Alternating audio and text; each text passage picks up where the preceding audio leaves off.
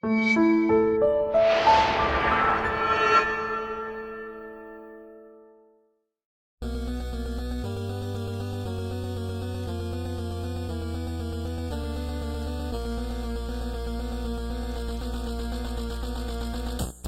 welcome back to another exciting commentary podcast. I'm Captain Logan.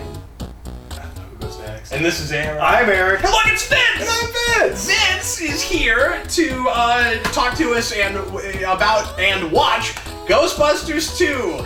Vince, you and I did the first one like years ago now? Like a really long time ago? It has to have been because I asked to do this years ago. And like I know where I was. We never got around to it, and I was like, well, Vince will probably want to do that. We could probably have you with us, but we just never coordinated it. And now we've had a reboot since then, and we're finally getting around to doing Ghostbusters 2. I have lots to say about this movie. I know, and like a couple years ago, I think it was about that long ago. It was like a couple years ago.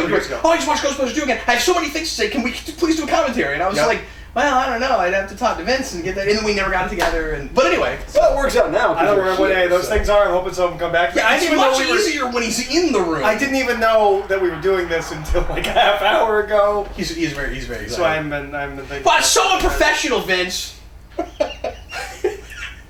At least isn't going to work. At least it's themed, though. All of his sounds are Ghostbusters sounds. Actually, I don't know if that one was. They are. What was it? What was that's that? That's the Proton 1 sound, and that's for the texts, and the ring is the Ecto 1. So okay, one of those I recognized, and one of those I didn't right away recognize. It was probably because I was talking loudly. Such a nerd. And we have things over our ears. That's true, but I'm kind of used to that. And then I just talk louder. Anyway, so of course, we're if you want to watch this with us, get your DVD or Blu-ray out, however you want to watch it. Get it past all the menus. Get it at timestamp 0, and get ready to press play. I don't know what this is. Get ready to press play whenever I say now. Vince, Eric, would you guys like to do any preamble of any kind before we just jump right into watching the sequel to Ghostbusters? So I've heard mixed things. I expect. Are you really the whole time you're just going to pretend like you've never watched this before? It's going to be an interesting new experience. I think I actually think in the past couple of years I've watched Ghostbusters 2 more than I've watched Ghostbusters. Because like I always feel like I just watched Ghostbusters and I was like, I don't know if I want to watch Ghostbusters. It's a great movie. Like Ghostbusters, like Back to the Future. Like if anybody ever said, I have that with the Back to the Future sequels. I probably watched them more times now than the first one, just because I'm always like, I know that movie really well. I'm gonna go back and watch that. Well, Ghostbusters is a similar thing to Back to the Future, where if anyone ever said like, hey, do you want to watch this movie? You're like, well, yeah. Like you're never not in the mood to watch one of these movies. But the only difference is there's a lot of people that don't like 2 at all. Well, I meant Ghostbusters 1 and Back to the Future 1. Right, of course. Those two movies, like you're always down to watch one of those movies. Yeah. But I feel like I've always just watched it. Because I watch it pretty frequently, at least once a year, maybe. Yeah, sure. And so I think it's like Christmas. It comes once a year. I think I haven't actually watched Ghostbusters as often recently because I'm always like, well, I just watched that. I watched Ghostbusters. So I watched Ghostbusters 2 quite a bit in the past couple of years. So Vince, I'm assuming that you're not in the camp of this was the worst thing ever. I'm not. Yeah. I enjoy it. I think it has its problems, but absolutely. The slime. That is my big point. Yeah, I'm excited. We'll talk about the slime. We have slime issues. It makes no sense. I'm so excited. The movie broke in my brain when I realized something about the slime, and I was like, oh, this is terrible. I don't care because I still like this movie, but it makes no sense. When you were growing up as a Ghostbusters fan, did you watch this as much as the first one? I'd say probably, yeah. Yeah. Or since we had cable, I probably watched it more because every cable channel, regardless of what it is, always shows the sequels more. Yeah. So I don't know what that is. Like it's like maybe it's cheaper to get Blade 2 and 3 than it is the better one. Yeah, at least Blade 2 is awesome. Yeah. Well, Blade 2 is awesome. You're like, Caddyshack 2 again? Which I'm like, Dan Aykroyd, you're welcome reprieve from all the rest of the terrible that this movie is, but really, your character is awful. And then when you get things with a whole bunch of sequels, it turns into like Home Alone 4 over and over again. Yeah. And I'm like, Home Alone 3 well, or that had Scarlett Johansson in it. Does it? Child actress, yeah. Wow, I remember liking that movie when I was a kid. Mind blown. Everybody ready? If you want to watch it with us, here we go. Everybody please press play right now. That's not as mind-blowing as, what's her name in True Lies? I think it's Elijah Dushku is in True Lies. She's in True Lies? Yeah. I think she's the girl in True Lies. Yeah. Speaking of Elijah Dushku, I still hate that for the longest time there was talk about Elijah Dushku in a Ghostbusters remake, and I would have loved that. Yeah. 5 years later. Yeah, I think they could have come up with a better team, but we're not talking about. No, we're not talking about We're that. not talking about that. Well, that would have been an entirely different project too. Yeah. That's true. It would have been. Oh, here's that slime Eric has issues with. Okay, so I have a question about the slime off the bat. Yeah. The marketing. So whenever we make Ghostbusters anything, slime is green.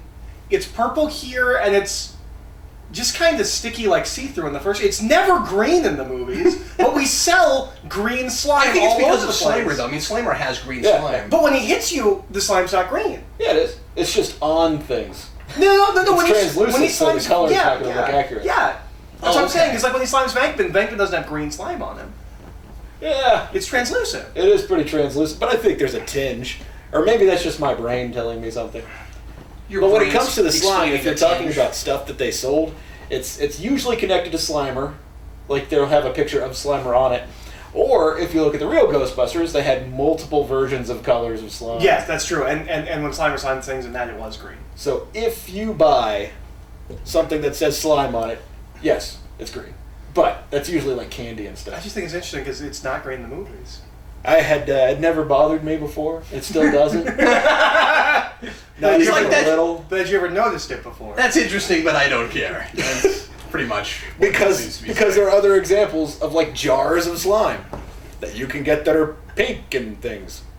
But they're not licensed. I think immediately a lot of people's aversion to this movie, people that really don't like it, and this is, I think, one of its biggest problems, is just right away with Baby Carriage running away with itself, we're already in the sequel territory of we're not sure how to do a follow-up, and like the baby that is the big MacGuffin of the piece is such a sequel thing to do, especially at this period. Well, and she's also got a real like '80s sequel thing where she has a completely different career.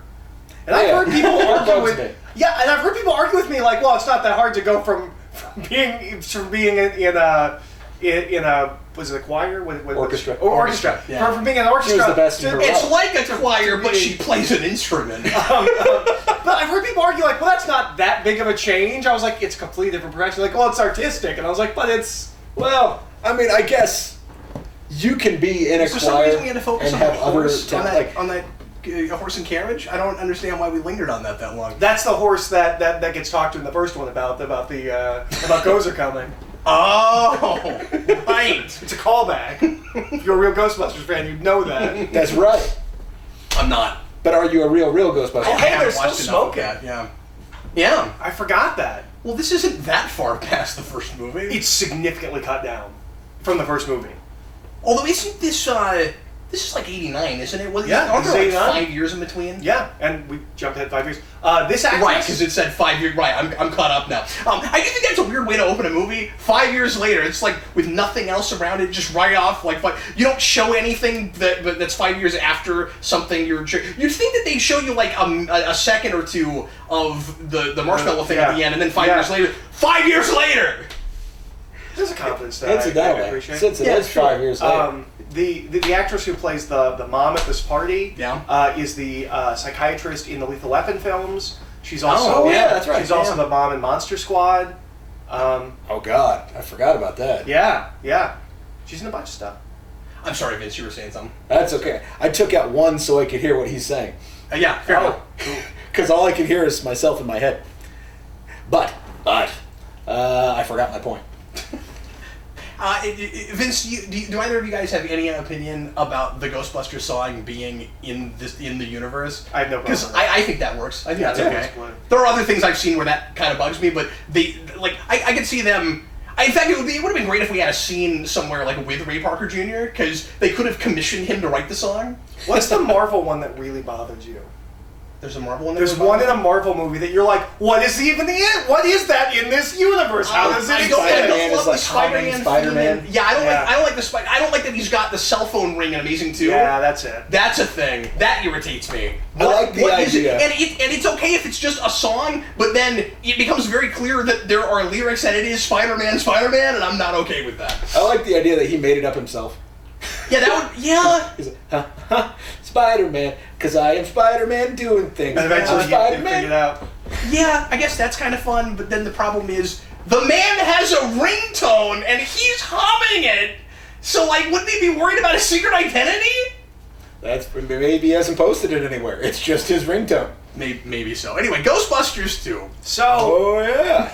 so can I do my whole thing about why I think this movie makes sense to Dan Aykroyd and to no one else? Yeah, sure. Okay, so one of the biggest complaints people have with this movie is that Sorry. I love random ductwork. What does it do? What's the point of it? It doesn't matter. I just love stuff like that. I'm sorry, go ahead. I love everything with Egon. I love that this is what Egon does for a living. It's wonderful. Every bit of it. I love it all. Yeah. So which Yeah, one's this whole thing is pretty funny. Excuse me. Which one's Dan Aykroyd? That one. That's Aykroyd. The Asian guy. I see. But so anyways, one of the biggest problems people have with this movie is that they think it's unbelievable that within 5 years everyone would stop believing in the Ghostbusters, forget that everything happened. Like That's kind of a problem. That's one of the big conceits of this film that people don't go with. I think it makes perfect sense to Dan Aykroyd. Because Dan Aykroyd believes 100% in everything supernatural and thinks that we're all just, like, ignoring it. And I think in his mind... We would all ignore the giant marshmallow man. This is, like... And a million ghosts. Yeah, there are things that have happened that are just as legitimate as what happened in this movie that we're all ignoring in the real world. And I think that's why this movie makes sense to Dan Aykroyd, is he thinks this is the world we live in. He thinks fantastical things happen all the time and we just ignore it.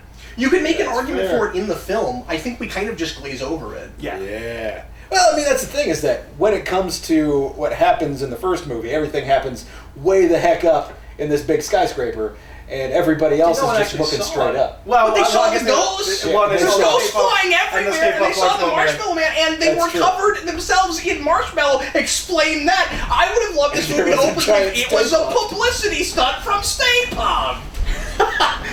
That was the biggest robot. I don't know how it just disappeared.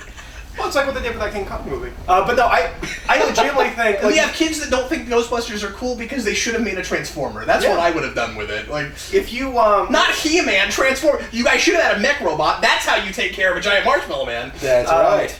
If you ever listen to Dan Aykroyd talk, he talks about things as if, like, they're really, really, really real. Oh, yeah. No, I don't believe it. Like, there's a Dan Aykroyd Unplugged on UFOs. It's really interesting, but he's... There's sometimes there's a line that gets crossed, and I'm like, man, I still love you, but you need to come I should mention Vince is a massive Dan Aykroyd fan, if you're not familiar. And I'll be a Dan Aykroyd apologist. Like, Dan Aykroyd could say anything. Like, he could just... Have you had his crystal vodka? Yeah, it's pretty good, actually. That's what I've heard. This guy's someone. Yeah. Oh, yeah, I recognize him. But I'm immediately picturing him like 20 years older, and I'm not sure from what. Anyway. I believe his name's Dude Face McGee. I also like all of this. I think this is all great. Like, I like their careers. I like what they're doing. Yeah, that's kind of fun. I think this whole thing is really funny and kind of a throwback to what he was doing at the beginning of the first movie. Well, heck, in the first one, they said, you strike me more as a game show host. Yeah, and this is kind of what he's doing. Yeah, when we did our Let's Do It Again on Ghostbusters, and we each pitched a Ghostbusters 3, I kind of had him as a game show host. I just went all the way. Like, now he's a game show host. Oh, he's the dad in Transformers. Oh, you're right, he is! That's who he is, and the exact same character in Small Soldiers. If we hadn't brought up Transformers, you totally wouldn't have thought of it. But the problem with some of the stuff throwing back to things in the first movie is that it's also kind of cookie cutter the same plot in a lot of ways from the first movie. Well, Fusion did a video where he broke down how it's almost scene for scene the same movie. Yeah. Like, this is literally when we cut to him in the first film. We have to kind of do origin again. Oh, yeah, that's true. What just passed? February 14, 2016. Oh, yeah. Yeah, that's when the one's supposed to go. end. Valentine's Day. I was listening to what you were saying. I was like, wait, what just passed? Yeah, sorry. There was something important. I meant it. You're an alien. I was excited. I was waiting last year. But yeah, we do kind of obviously do the origin thing. We have to get the band back together.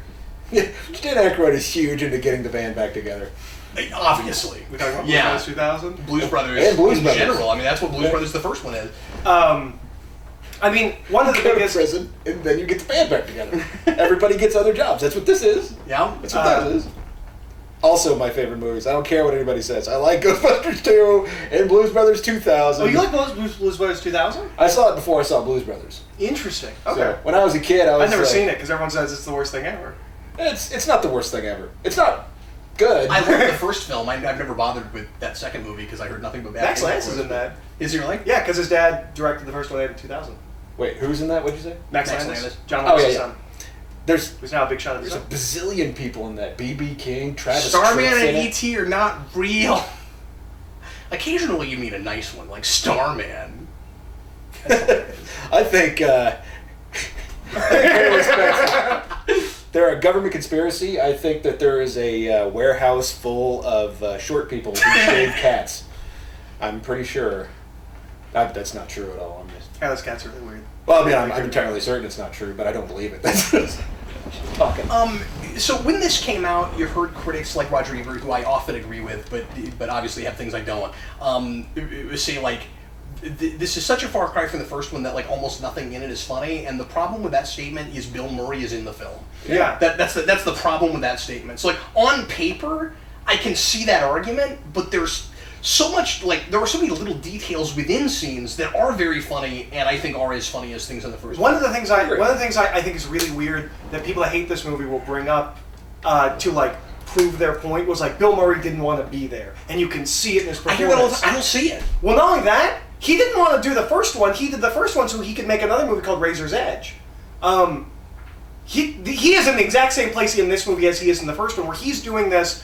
It's not a passion. This is not a passion project for him. I mean, maybe it's because his friend Dan Aykroyd wants to do it, and they're buddies. But this isn't a passion project for him, like Razor's Edge was. And I think it's sort of like, and I don't see it. He's got so much energy in this I think a lot of it is like Harrison Ford with Han Solo, where his sarcasm and his lack of interest in the project kind of adds to his performance. Yeah, that's a terrific point.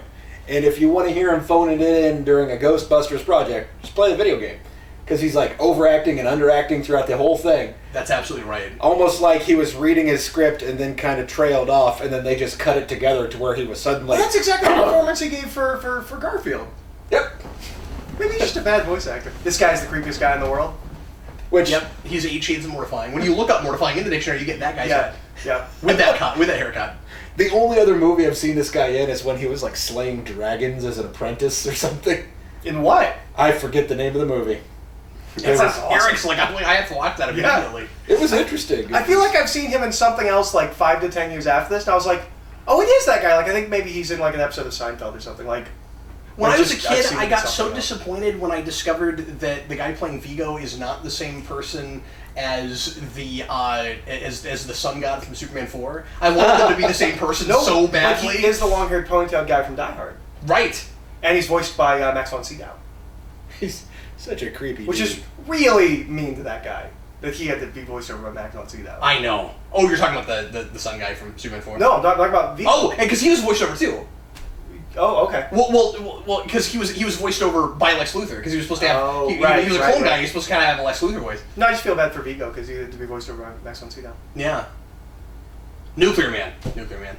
Man, I want to go to a store like this. Actually, I actually have an after dark topic about a store like this. But Oh, really? I want to go to a store like this because if you go to a store like this, it's all like new agey. It's like crystals and stuff. We have I one wanna- in Buffy too. Yeah. But if you go to a real one, it's like crystals and like new agey like herbs and stuff. I don't want to go. I want to go to a witch store. I want to go to a store Behind like the this counter. that's really.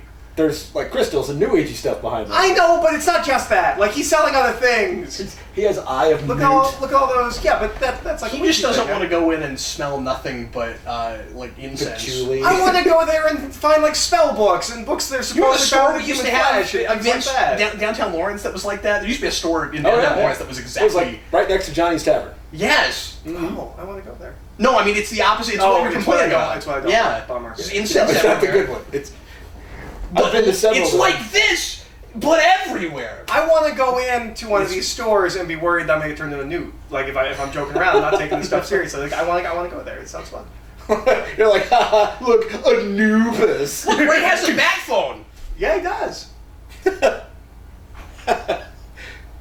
I wish the Ghostbusters had a phone that glowed red or whatever color, or was like translucent and glowed, because they have. But all the toys are green. Because they have a fireman's pole, and then it'd be great if they had 4 fireman's poles, and they were all of different sizes, and whenever they each went down a pole, they just showed up at the bottom wearing their costumes, or wearing their outfits. That'd be great. All the poles are color coordinated according to the mask that they wear and which weapons they use? Yes. But no. No, we're not talking. We're talking about Batman. Well, they can be color coordinated to the to the colors of their I remembered my point from earlier. Why did your point from earlier? 5 years is a long time, so 4 years she can go back to school, learn how to restore things. Oh. That's a good point. Yeah. That in 5 years, I think part of the problem is people are. I don't want to say grasping for straws because there's a lot of legitimate complaints with this movie. Yeah, absolutely. But I feel like, and I don't think it's a great movie, but it's not unwatchable or unenjoyable to watch. I think a lot of people's issue with it is just it's not the premise you'd want. No. And fair enough. I mean, it's not the. I mean, how is it not 100 times more interesting to go into a world where the Ghostbusters are really busy? Like, how do you not make that movie? Well, yeah. I think one of the biggest problems. And after this, especially, that's what you'd want if you went to a 3. But after 1, like there are still a lot of ghosts out there, right? Like, they didn't catch them all. I guess the problem is that they have a whole Pokemon game to play. They have not caught them all. That's true. Wouldn't it be great to have Ghostbusters Go instead of Pokemon Go? I've thought about that. Yeah. How was that not a tie into the new movie? Like, it was right around that time. Yeah, it's right there. It's right there. Yeah. I'm sorry. What were you saying? But heck, I don't know. You guys expect me to participate? I'm just here for the ride. I don't remember what I try to think at any given time. One of the things you don't have to participate. I just want to interrupt you when you are. That's all. One of the things I didn't realize until I started. No, hang out, have a good time, drink a beer, whatever. Sorry. What are you saying? That's my beer. You get your I own. offered you one, pal. That's true. They're in the kitchen. I can go get one. You can. You could. One of the things I didn't really realize until I just thought that was a face you were making. Until I started reading the Eric Burnham stuff. And he does all of the kind of political corporate stuff, where like the government's regulating the Ghostbusters. I was like, which is kind of the best thing about it. I was like, oh, this is what's missing from every adaptation of Ghostbusters. From real Ghostbusters, she goes, this is what's missing. This is what makes it Ghostbusters. That's what this movie should have been, right? Like they're put out of business. That should have been the movie. Is now they're slapped with all these legal fees after the first film and like. Dealing with all of that. That's what the movie should be, right? It's the aftermath. No, that's true. If you're not going to have it, they're busy all the time, they have a lot of things to do, the way you keep the spirit of the original would be to do that. Yeah. But there's still, like, things they have to go pick up, and so you automatically have a really interesting conflict there, and you have your... I want that. You have your action movie conflict, and then you have your like social and political humor, like you had with the first movie. Yeah. And business humor. That's the thing Burnham most nails is all that business humor stuff. Yeah, absolutely. Business or personal. That toy will never die. We will continue making it far into the 30th century. You're right. I wouldn't mind having a Dana Barrett. I think I have, like, that's not what he's pointing at. Oh.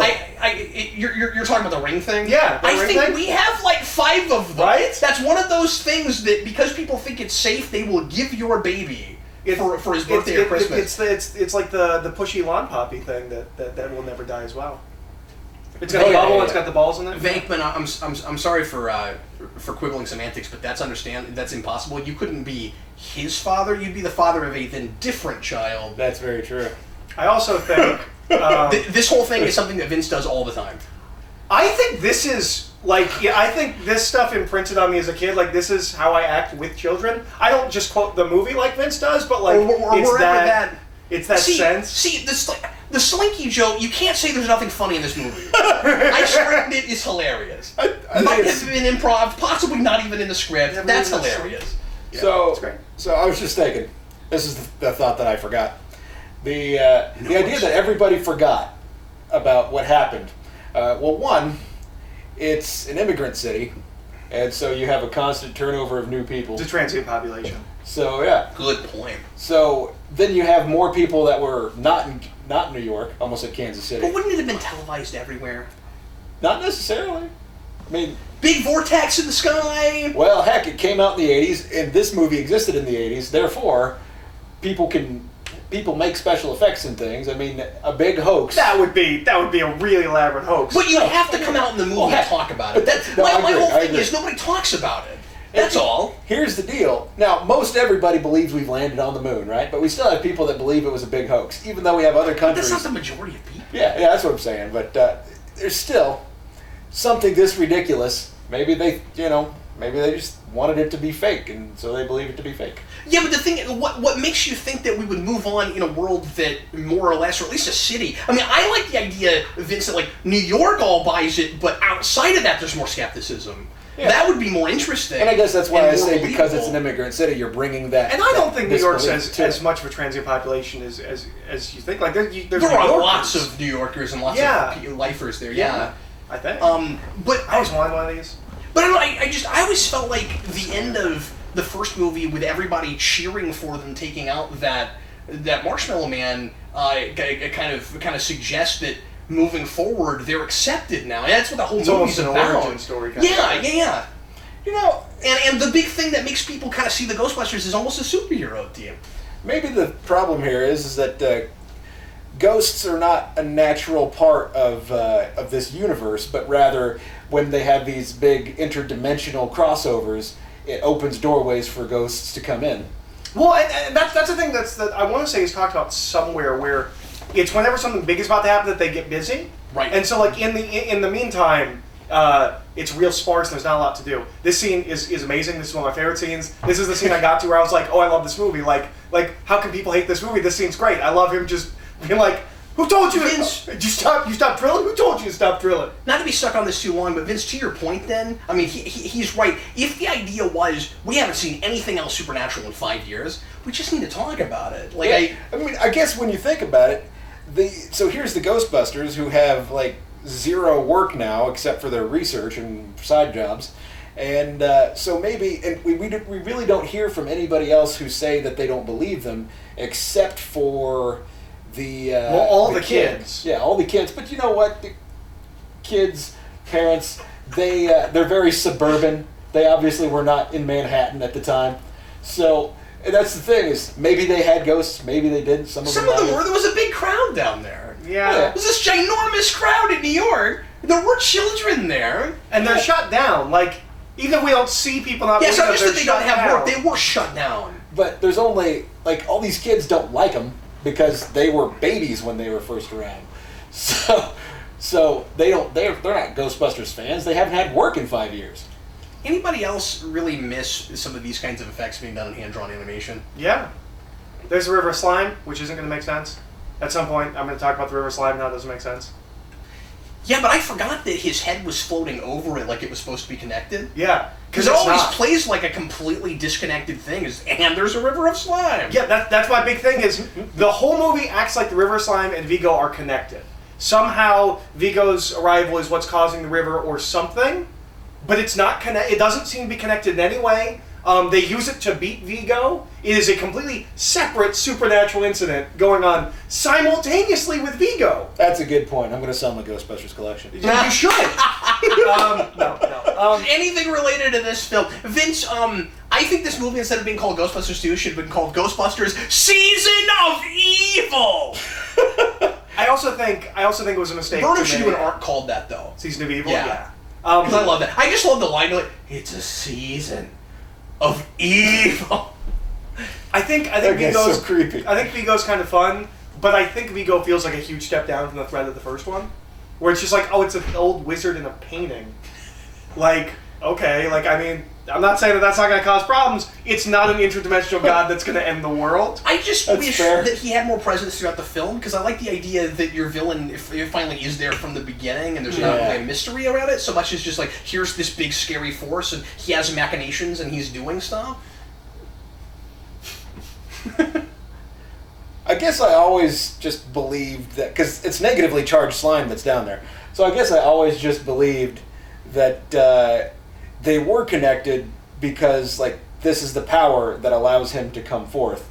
So maybe this was a setup for a Ghostbusters 3 because is that what it is? Is that why he's able to manifest now? Is because of the river? So we don't know what's causing this. Like, he's not making this happen. Yeah. And so that's just maybe it's Ghostbusters making 3 him like 20 years happen? ago. Okay. Yeah. At least in 5 Yeah, years. but we know what they 5 more years later. But we knew. 10 years from But, first. but we know what they were going to do with Ghostbusters 3, and it wouldn't have had anything to do with that. He was going to do the whole Manhattan thing. It could have been connected. Yeah. They're trying to get them busier, bud, so they can release whatever year. There could be a portal open somewhere that slime is coming out of or something. True. Like, there's all kinds of That's stuff true. you could have done That's to connect true. that. That's true. Look, I just wrote one. There's 50 other ways to do it. Give me 49 more. I love this. I also love when he hits Egon on the back of the head, and he's like, "The poles are over there." I think Dan Aykroyd being from New York, in this movie, and kind of having already a New York accent, and then putting on an even thicker one is really funny. Oh. For just a second, I was like, but he's Canadian. And then I was like, well, maybe I'll just listen to you for a minute. This movie. His name is Ray. I should have said that, but I didn't. That's... You also have the Winston is hardly here again problem. And I hate that, because I love Winston, and he's my favorite. He's my favorite, too. Well, Ray's my favorite. But, well, he doesn't have to be your favorite. But in the comics, Winston is so interesting. Winston is so interesting, yes. No, I think I was watching this, like, I had a realization at some point where I was like, oh, I think he's my favorite one. No, and there's a lot of stories about behind the scenes where they were intentionally making the same movie, and he asked, like, how come I'm not in this movie more? And it's like, well, because you weren't in the first one until this point, so you can't really be in this movie until this point. And it's, like, the studio wanted this to be the same movie. Like, that is not an accident. They didn't accidentally make the same movie. The studio wanted it. So the studio so we have someone to blame fixed the first movie and made the second movie worse. Yeah. Is what you're saying. Because they didn't trust it. Yeah. Wow. Which is a bummer because, like, I don't know where all of this comes from. Like, from Dan Aykroyd's head and all of that. Like, the sorcerer and the painting and the river of slime and all of that. But I can't imagine that this is the movie he would have made if he had complete control. Well, he shouldn't have had complete control. No. Because, obviously... then you get something like Nothing But Trouble.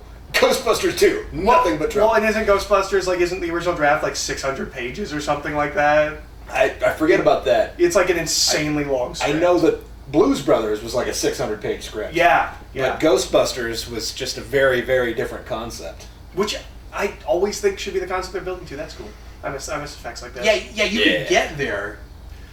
It's much smarter to start where you did, but yeah. I have a god who has given me lights in interdimensional. my eyes. They don't do anything. They just let me see better. and so obviously that guy is just Rick Moranis' character again, but Yeah. an evil henchman guy. Yeah, Well, I mean, Rick Moranis. and of course we bring him back, Yeah. but Can I And this gush guy's over great. how cool the Scolari brothers look? Yeah. Because I don't give a... I love it. I also love the judge when he's like, the Scolari brothers! I gave him the chair! Burn up the steak! Also, he's called the Hammer, and this gavel is not the hammer. Also, this this whole sequence might be my favorite humor-wise in the whole movie. Really? I love Louis as their lawyer, and when he Louis?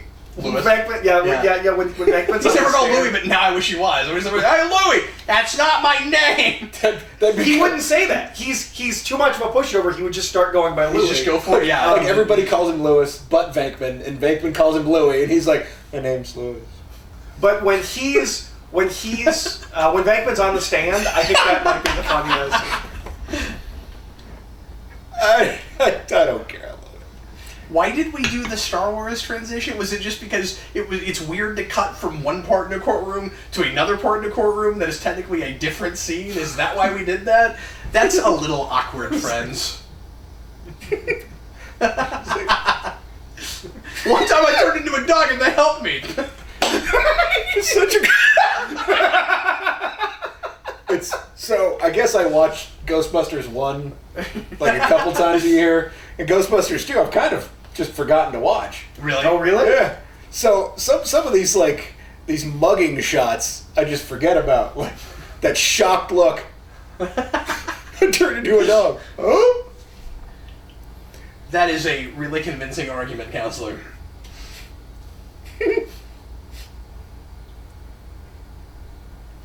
I feel like there are a whole lot of scenes in this movie that if you took out of context and showed to someone who didn't see Ghostbusters 2, they would assume that this is as great as the original. Yeah, this whole sequence I think is great. For some reason, them saying that just reminded me. Like, part of what's interesting about this movie is that, like, there's an official mandate. You're not allowed to investigate ghosts. Yeah. And why not? Well, because we don't want people to not come to our city. Tourism's a big thing for us. So... Here it is. This is so good. You're just telling him what to say! And Vince, that's one of those, it's funny because it's true kinds of things. Like, you could totally see that being the big reason. But again, they still need to say it in the movie. It's political, it's bureaucracy.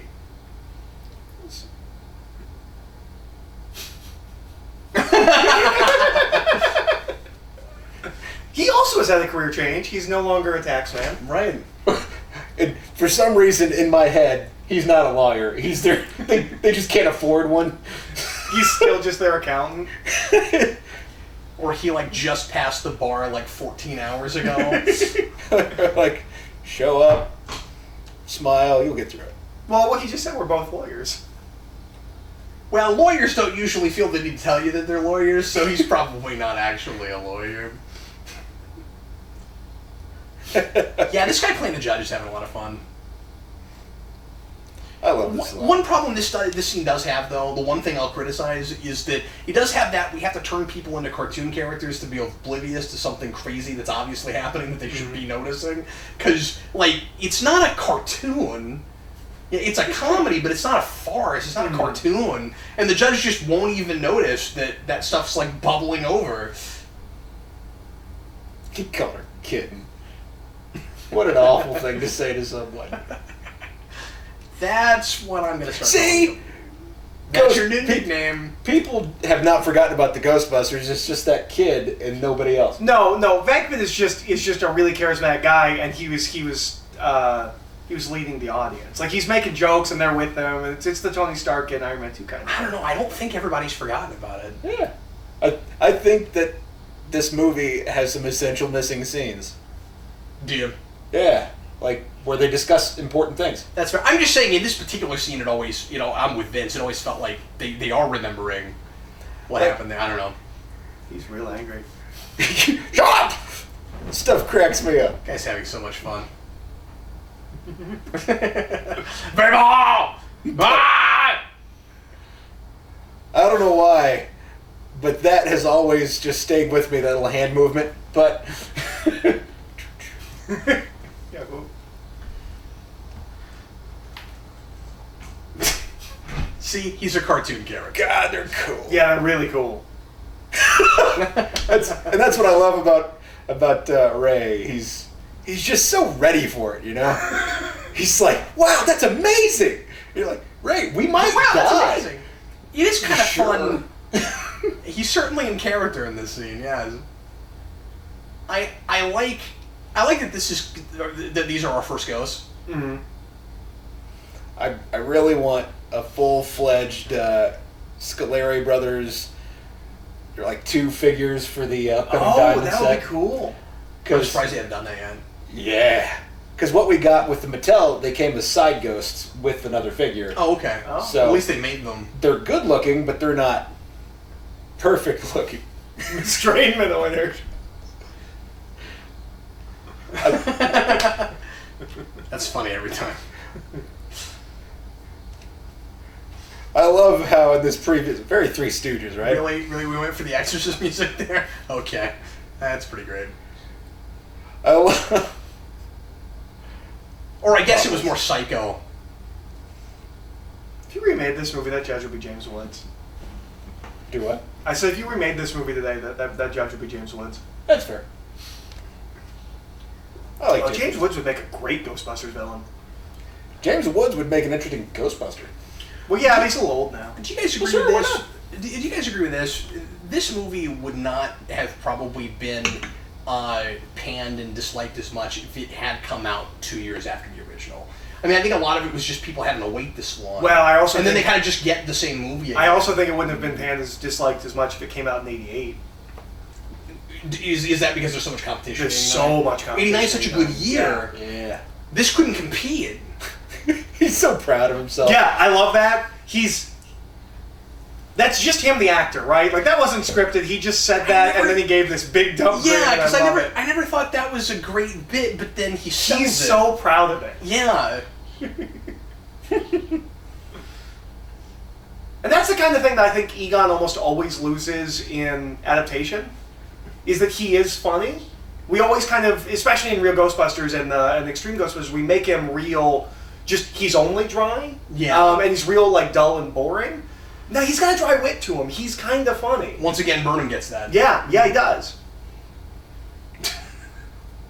I always wondered why he shouted, but I kind of I think it's because there's a lot of noise, and he's just yelling over the noise, and he's just freaked out, but why are you guys laughing?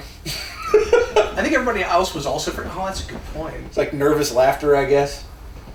So I guess there might be an explanation for it, but still. Vince is making a terrific point by just reacting to this scene, which is, I don't know what some of these people are doing right now.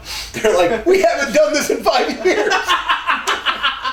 We'll be okay. Oh yeah, that's right. We trap these things. We don't just shoot them, because that would be stupid.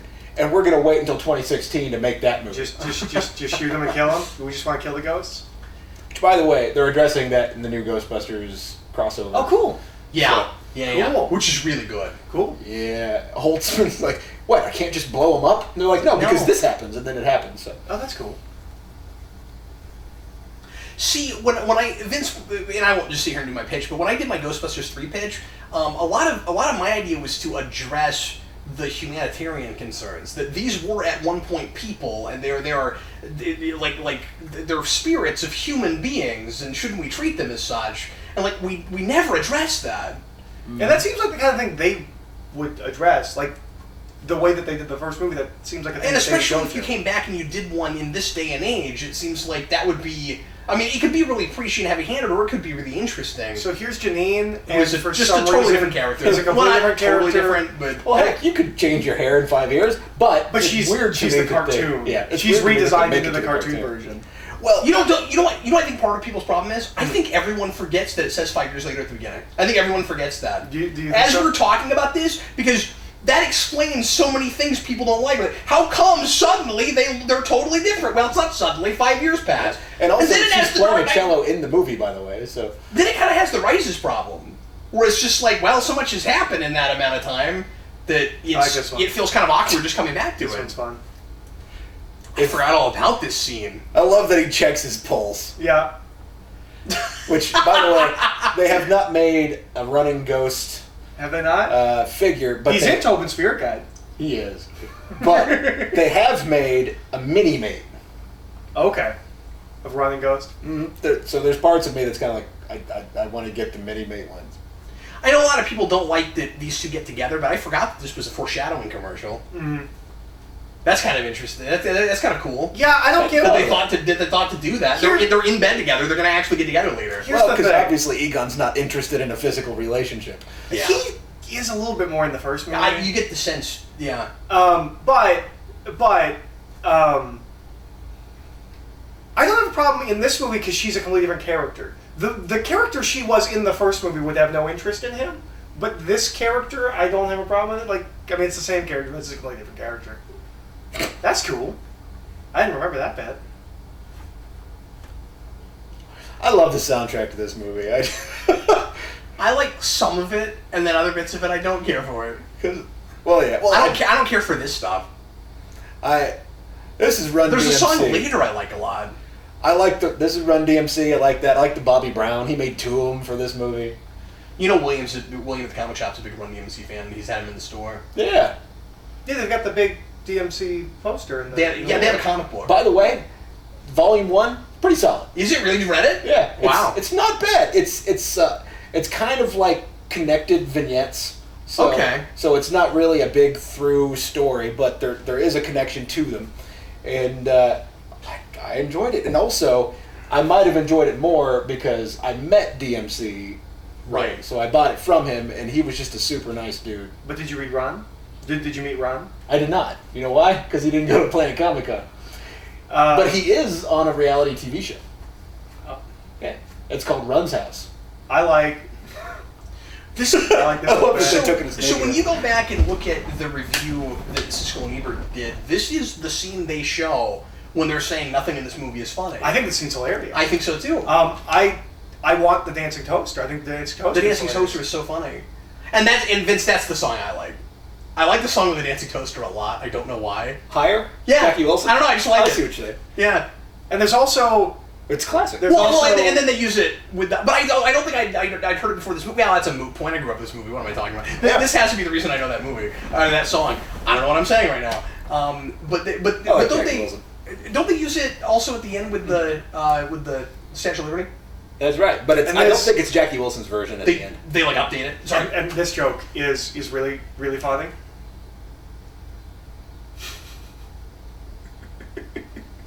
And he doesn't even respond to that. No. Just leave me. Vince, to your It's always the to your quiet earlier ones. point, I always thought that too, that Egon wouldn't really think to have a physical relationship, but then I forgot about that scene that Eric's talking Yeah. about in the first movie. And, I think a lot of that and this is the scene, exaggeration a of the physical characters. relationship. Yeah, with the slime. Like, for some reason, in my head, he's not joking. Like, it's for the sake of science. Well, yeah, no. Yeah, we're talking about absolutely. Ray, not Egon. Yeah. Well, but they make the joke about Ray, and then Egon. Oh, Ray no, looks up at Egan also makes a face. Oh, okay, Yeah. fair enough. So here's Egon. I think someone has made these. I think you can get one of these on eBay for like $130. The dances. Yeah. That'd be awesome. Your love I think lifting me the higher. reason it works is because of the sound effect. Yeah. Yeah. I think that is so funny. The sound effects team is clearly having a great time putting That's- this movie together. I like that they put toast in for it. Yeah. Yeah. And the thing is, this is where we're diverging, and I don't feel like we're watching a scene that was just in the first movie, or what is the analogous scene to this, right? Like, Yeah. like the slime stuff in a movie that wasn't a carbon copy of the first movie. I mean, that's where you go. Well, I guess this scene would be the Dana's apartment scene, where they do the test on her, and then it goes to her apartment, because it's the plot That's scene. true. That's true. Right. So it's for the structure of the narrative, that's what that is. Yeah, because we're just post they became famous and they run around the boys in gray busting ghosts. Yeah. I think we even have a shot of Dana watching the commercial like she did in the first one. Yeah, and we even put the commercial, like, we're back in business in about the same place as Yeah. the commercial's getting in business in the first place in the first film. I think that's so funny.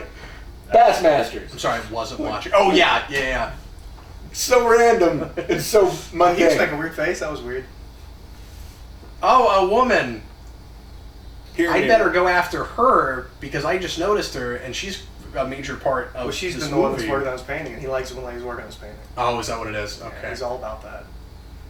It is still pretty convenient. No, it's really convenient.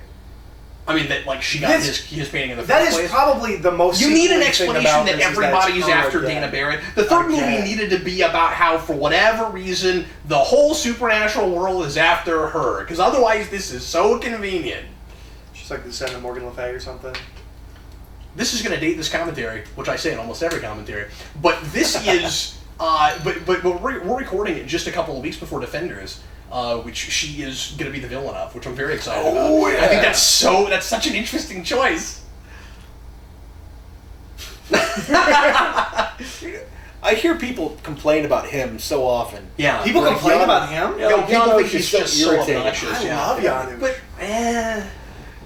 I think I he's see hilarious. where they're coming from. I don't have a problem with it. Yeah. I mean, because Yeah. what's his name? Louis Tully was irritating in the first movie too. That's true. We But- have them both.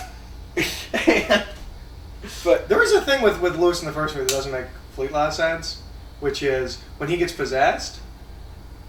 When she gets possessed, she's a demon woman. When he gets possessed, it's just as dumb as he is. Is it just dumb, or is he that dumb that he can infect a spirit that's possessing him? well, you see, because deep Or down, is it because it's a comedy? she's a vixen, Oh. and deep down, he's a screw up. I think it's because deep down it's a comedy. That's I think Eric's right about that.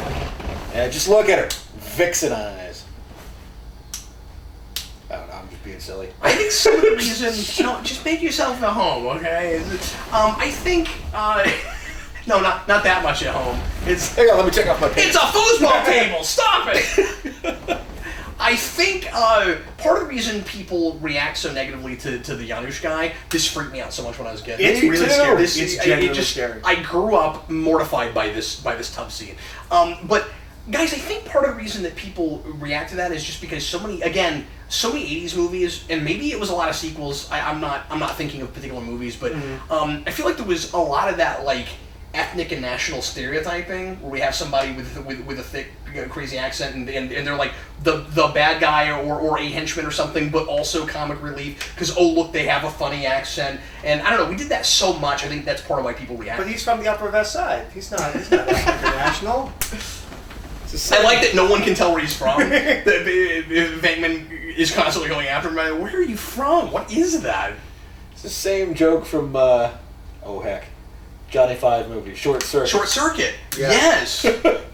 Oh, that one's a little uncomfortable. This, like I said, it freaked me out so much when I was a kid, and I think it was because when I first saw this, and maybe Vince, maybe you had that, maybe you guys both had this, but I was young enough when I saw this that I was still too little to take baths by myself. And so I thought, I guess it was easier to like put yourself in that situation because you need one of your parents to help you take a bath, and then this happens, and so you're supposed to feel safe, but you don't feel safe, you know. No, I mean, I was probably 4 or 5 when I saw this movie. I don't think, 89, I would have been 5, so I was probably 5 or 6 when I saw this movie just after it came out.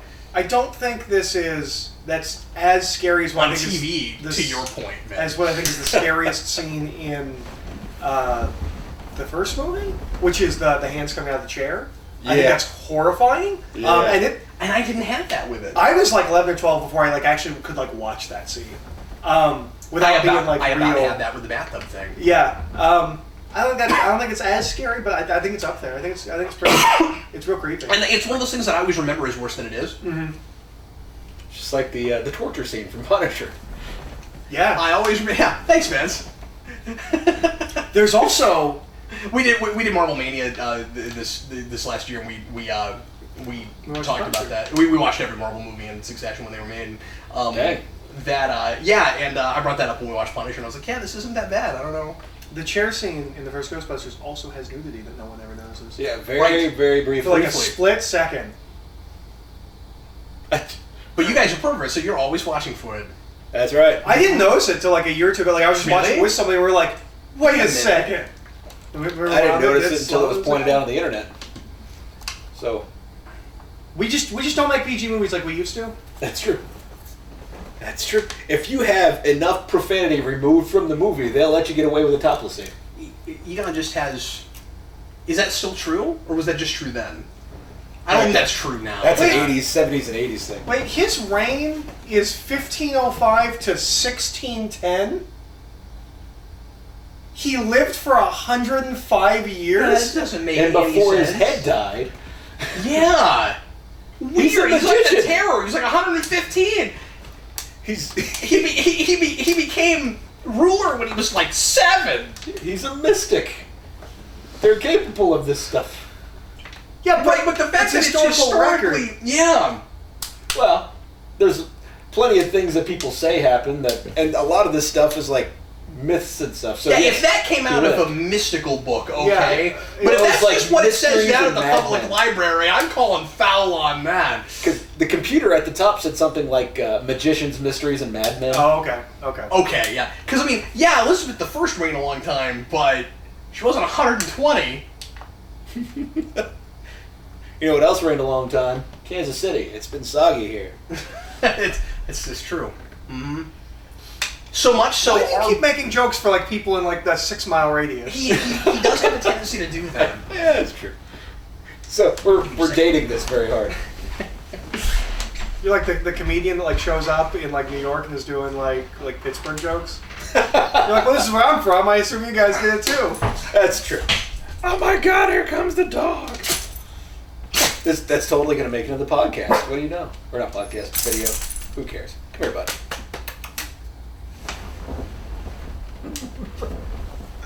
So, I always thought that was so weird, the idea that you would tie a shirt to a baby. It is weird. There's no way it's it's like tight enough to like sit around him. Yeah, I'm like, you don't have the appropriate seal there, bud. Yeah. I mean, maybe if what you're talking about is just kind of soaking it up, and you're gonna put him in the bathtub or something. Yeah. That was a weird transition. Commercial break. By the way, I say that to children all the time. Yes, you do. If the TV I've been version, privy to it. if the TV version didn't figure out how to use that as a place to cut to go to commercial, they're stupid. Yep. See, he's just mentioned that bush. So That's where I got it. We haven't mentioned, or we haven't brought this up yet. Are you gonna talk about the Ghostbusters 2 symbol? Yeah. How do you guys feel about that? That's dumb. Okay. Like, It is dumb. it's a sequel, sure, but you guys are the Ghostbusters. You are not the second Ghostbusters. Well, it's fine Well, too. peace symbol. No, I think it's supposed to be a 2. Yeah, they never Or address it. is it supposed to be a 2 within the context of the narrative, though? I mean, I- they never talk about it. Yeah. Here, I always thought the only way you can get away with that is if it's sort of a peace sign, although I'm buying that more in like 93. But Yeah. I don't know, maybe 89. But the thing is, if you kept going with it, there's no excuse in the third one. You can't do that again. I've always assumed that they did a third one. There would either 3 of them. Yeah, and I mean, like, I like that as the logo for the movie, but not the patch. Yeah. I mean, just use that as a logo for the movie, but don't make it the patch. And furthermore, if you even like you're getting work again and you have more money, if you're just getting started again, the first thing you spend your money on isn't changing the logo for an arbitrary no reason. Like, Yep. That's so. I agree with you. I think it's dumb too. It irritates me. He sure does. Now, what I think you could have done with it is, and we talk about this all the time, franchising Ghostbusters. Mm-hmm. If you had a franchise and They're the second one, they're the second one, so they yeah. do the 2. That makes sense. Okay, so That'd be cool. So this scene is really weird, and this is the scene that I point to. What are people saying that Bill Murray doesn't want to be here? Like he's having so much fun in this scene and giving his all in this scene. I understand what people are talking about.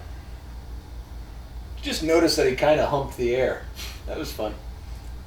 Once again, if people's issue is pretty much just that it's, and I'm not totally defending this movie because I don't love this movie, but I just feel like people sometimes don't know how to communicate things. Like, when people talk about this movie, it seems like they're like looking for details. You don't have to look for details. Just say what's wrong with it, because there's stuff that's wrong. Just, it's not the best premise idea. Mm-hmm. It's not original and It's creative structurally enough. the same It's film. structurally the same movie, and Winston gets nothing to do. Like talk about the things that really don't work. I'm not saying you have to say all my problems with it, but I'm just saying that, like, Well, those are the only problems you're allowed to have with it. no, that's that's not what I'm saying. This Ray gets possessed thing is weird and goes nowhere, but then Burnham makes it work No, I'm not saying that people in the that, comics. I'm not saying that everybody that says that Bill Murray is phoning it in is just making that up. I just don't know where they're getting that Yeah, from. I don't feel it. Obviously, everybody's entitled to their opinions. But I don't see that. I feel like personally. I people don't think say that's it the problem. because they know that he didn't want to make this movie, but he also didn't want to make the first one, so I don't. So it's informed. Yeah. by- It's one of those The things knowledge. where you tell someone, and then they like retroactively Yeah, apply it to the yeah. movie, right? Let me change the subject for a minute. Do you guys think that agree with me when I say that this movie is pretty informed by a lot of major like horror movies that have happened between '84 and '89? Like, I think it's really thinking about Poltergeist and some different things. I don't know. I've never felt never like this considered was it. super informed by. But I don't think the first one is either. Like they're informed by horror, but I don't feel like specifically like. I don't feel like they're. Informed That's the by, thing like, is that I'm The not thinking about Exorcist anything specifically in the first one, but the second one, there's kind of some recent movies that I feel like they're intentionally sort of homaging and parodying. Yeah, I don't know. I mean, I only saw Poltergeist for the first time last year, so That's that's not a thought I ever could It's have. been a long time since I've seen Poltergeist. It was huge, and I Yeah. think it was kind of influential on this, but That's probably true. I just wonder if I was the only one. Apparently I'm the only one. What do you think, Apollo? No? You're just uncomfortable. He's like Vince, he's just here for the You're just here for the ride. comfortable furniture. That's right. Thanks for coming over, Vince. I know you have couches at your place, but It's true. We have one. You have two. You beat us. see, Vince likes my place because we have 2 couches. 2. Oh my God! It's not even over his butt. How's it gonna protect him? I wish we kind of explored the thing So clearly, what is going on with Venkman and Dana? Because Venkman hasn't grown. He's not a different person. Right. He is not seeing like, oh, I messed up and I'm gonna fix it. He's going through the same thing he went through the first one, which is just he wants to be with this girl. And I don't believe their relationship is any more stable at the end of this movie than it was at the end of the first one. I agree. But that was always kind of the shtick, the original idea. But I feel like they could have done something in the sequel to make it different. Yeah. Like, maybe there's something about responsibility where, like, he should get it this time. Especially as a kid involved. And I feel like there's little slivers of it where the movie, it's almost like it's stuck in a formula like we were talking about earlier that maybe the studio isn't allowing them to go places they want to, even with that maybe. Mm-hmm. It feels like there are places where the movie really wants him to start changing because there's a baby involved and he kind of maybe wants to be its dad. Mm-hmm. Yeah, and I also think that he's really, the baby likes him, he gets along with the baby just fine, and what I have found out is that if the kid likes you, the parent will more likely like you. If the dog likes you, the dog owner will more likely like you. That's a good point too, sure. So maybe it's not that he's really changing, but that she's seeing a different side of him. Yeah, but that's not as interesting as if he was changing because of that situation. That is very true. And she left because of all of his, because he got bored in the relationship. Like, she talks about, like, you started calling me the ball and chain and things like that. And there would be every reason to think that would happen again. Happen again. Because I also don't buy that they lasted even as long as they did. I feel like 3 days tops. That's I don't know about that. I feel like they could try and make it work. I don't know. About the time that they got all the marshmallow washed off, the relationship's over. But but your role model is Tony Stark, okay? So, like... Sure, but... Well, and if they did a Bond girl thing with him, where it's just a different girl... working on it. Where what am I working on? I said you need a lot more money. So. Yeah, that's true. That's true. But no, if it was a different girl and he still hadn't learned anything, it's like a similar relationship, that's fine. That's the same person. She has already been through this. I don't feel like she would go through it again. And so it feels like she's just doing the same thing. Yeah, because it's fresh and exciting for him because he hasn't seen her in a while. But there's no reason to believe that it wouldn't go exactly the same way. So you're not seeing in the story again because it's so carbon copy why she's still as attracted to him. Mm-hmm. Which this is kind of the reason when I say that I'm a Ray fan. I like Ray a whole lot, and then I'll talk to people who are like, "What's wrong with you?" I'm like, "What?" They're like, "Well, Peter's the only one who's funny." And I'm like, "Well, you're a jerk." And secondly, you're not getting the kind of humor it is. I'm like, yeah, no, he's funny, but he's also kind of an irredeemable character. Like, but they're all funny. He's a funny rascal. Yeah. But if the idea was supposed to be that he never changes, and I mean, there are consequences for that in the first movie. Mm-hmm. The idea is that and I mean, like, you know, he saves everything, so maybe he gets to be with her. Who knows? Yeah. But when you get to this, like, if you wanted to keep him irredeemable, where he never changes, then give someone else a romance. Like, Winston was in that scene for like 6 seconds. I guess they do. That was fun. But I'm talking about one of the other Ghostbusters. Yeah, I knew you were going to go there. And I know he becomes a Ghostbuster at the end. I don't care. That's not what I'm talking about. I think that Ray should hook up with that ghost from the first movie. Why is these guys in raincoat-looking things so funny to me? I don't know, but it's really funny. It's really funny. I like that Winston has his done all the way up to the top. Well, yeah, because he's the most practical of them. Because he's like, really smart. Slime could possibly get up here. I'll put this up. That's not going to be... And he's like, I don't care if it looks stupid. It already looks stupid. They need to make action figures that look like that. Yeah. They need to have the yellow rainbow action figures. Somebody was making fun of me at one point when I bought all those Mattel Ghostbusters. Yeah. And they said, what other possible Ghostbusters could they make? What? Turning in your resume, Winston? And I told him I would totally buy Winston in plaid. Yes, yeah, of course. That could be really cool. Yeah. See, if people want to make fun of how many figures they made for Ghostbusters, you need to go look at Rocky, because oh my god. Really? You can buy the statue. I did a whole 8-minute rant on a captain's log about the meat. They made a figure that was it's not even a side thing that you buy with Rocky. They make just the meat that he boxes as an action figure. No articulation. It doesn't do anything. Is it significantly cheaper? Meat. No! Why Why would it be cheaper? I spent 8 minutes just making fun of the fact that they made plastic meat. Now that you mention it, I think I recall that. See, I love the idea of accessories. And Buy an accessory by itself. It's not a vehicle or anything. like for example, It's like if you're like Penguin umbrella sold separately. Like if they sold like just the table from Ghostbusters where he pulls the cloth off, like, oh, the cloth comes off. Yeah. And the flowers will still or be like standing. the toaster as an action figure. Yeah. The dancing toaster is a figure by itself, but it doesn't actually dance or do anything. Winston's That would be amazing in this scene. I think this is his funniest. This and then the train and everything. Like he's comedic gold. Just being scared of everything. I think it's hilarious.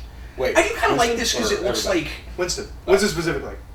What I like about the scene is that it reminds me of carnival haunted houses. Yeah. Yeah. Like when you get on the tram and you go through the haunted house. Why would you go down there without your proton packs? Yeah. Why did they go? Oh, you just broke the whole movie. I never thought of that before. Well, you know what? Those are really heavy, and it might be hard to just get down there with them. But you need to talk about it. Yeah. Yeah. I mean, there is some like people not acting like Because this. they mentioned next time we come down here we should bring our proton packs, but Yeah. Okay. why? If we Part of want why it, the first why would movie you do it? works is because majoritively there's an internal logic and everything that people do makes sense, but it's a comedy. This is hinging too much on the fact that it's a comedy. Mm-hmm. Yeah. You're not supposed to ask those questions because it can't decide the difference between farce and comedy. Yeah, like That's my biggest issue with it. Yeah. yeah. Here it is. Ah! It's Winston's one thing. It's the one thing he gets to do. This But is it's my so favorite funny. scene. Yeah, that's because Winston's the best. You're just making my point for me, Vince. He trails off. Look at his hair.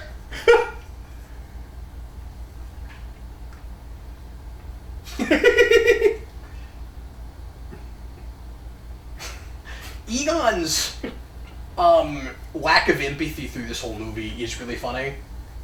Yeah. I think they do a pretty good job of playing that up for all it's worth. Well, because he's like, why would anybody be afraid of this? Why would this be a problem for you? Yeah, but I'm also talking about a few scenes ago when Ray or whoever comes up to him and is like, there was slime in the baby, and he's like, oh, that's interesting. It's like they got attacked. He's like, oh, good to know. That's interesting. Okay, so yeah, they were just complaining about let's not go any further without the packs. They don't want the packs. Okay, that's better. I forgot about that. We can just wait and see what happens in this movie that none of us have ever seen ever. You know what's interesting to me about that scene, though, is that the one who's like, but what about the packs? Is Ray. Yeah. Who should have been the one who was dragging everybody down. Yeah. Whereas Egon would be playing with his doohickeys, and then Winston says, guys, the packs. Yeah. Yeah, he's the street smart one. Yeah. And personally, I mean, I guess they don't intend to get dragged down in. Mm. They just like, we're going to go get a sample, we're going to go back to the lair, and then Splinter's going to look at it for us. Well, no, they leave the sewer. That's a good point. I don't understand all these Ninja Turtle references. Like, there's nothing in this movie that makes sense that you would go to Ninja Turtle places. I don't understand. Did you see that they're going to release... Oh my gosh! Did you see that they're going to release... I love that. Stop reacting like you've never seen this. No, I'm kidding. Did I see what? Did you see that they're going to do a second Ninja Turtles Ghostbusters comic? No, I didn't know that. So that one's coming out, and they're also... That's good because... Playmates is releasing a Ghostbusters Ninja Turtles line. What? Yeah, so, well, just the four that's of them. exciting. So, That's really cool, though. Raphael's, Winston. Yeah, that's awesome. It's great. I'll have to get those. That's cool. Donatello. Of course, Raphael's Winston. Yeah. Yeah, they have some major improvement to do. Like, that wasn't a great series. There's lots of reasons to do it again. Mm-hmm. Wait, that makes Leo Venkman. No. Or I guess would be I would Mikey. think Mikey's Michelangelo would Venkman be and Venkman. Leo also, is he'd be Ray? Yeah, is Ray. I don't know. Leo doesn't match up with any of them. That really. makes as much sense as it's going to make. Well, Yeah. he's the leader, and I don't know. The guy who kind of is pushing everybody towards stuff is Ray. Sure. So it makes sense to me. And the comic relief, Mike Venkman. Yeah, it's just you don't have in the Ghostbusters. In the Ghostbusters, unlike Ninja Turtles, you just don't have. Never thought to compare these things. You just don't have Actually, maybe I have compared them before. But like you don't have the like straight and narrow, stalwart, like, kind of This no one's nonsense the character. leader. You don't have that. Well, they have a no-nonsense character, but he's not exactly a leader. He has nonsense. He just doesn't think Where's it's that globe nonsense. thing?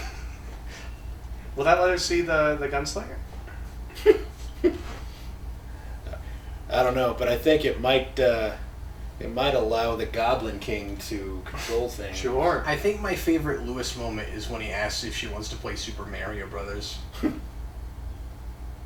I just like the line delivery. Yeah, there's nothing funny in Which this is movie. weird because he lived alone in the first movie 5 years ago. Right, well, he had a roommate right after that. So this is like the Still bringing first it up. time they have ever talked about it. Like, oh hey, I know you've worked with us, but I like the idea that he doesn't have any concept of time.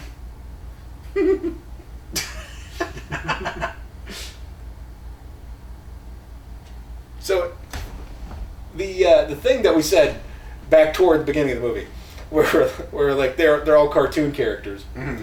Or at least her design is inspired by the cartoons. Yeah. Aykroyd was very aware of this stuff, and it kind of bugs me actually that they didn't just call it the Ecto 1 still.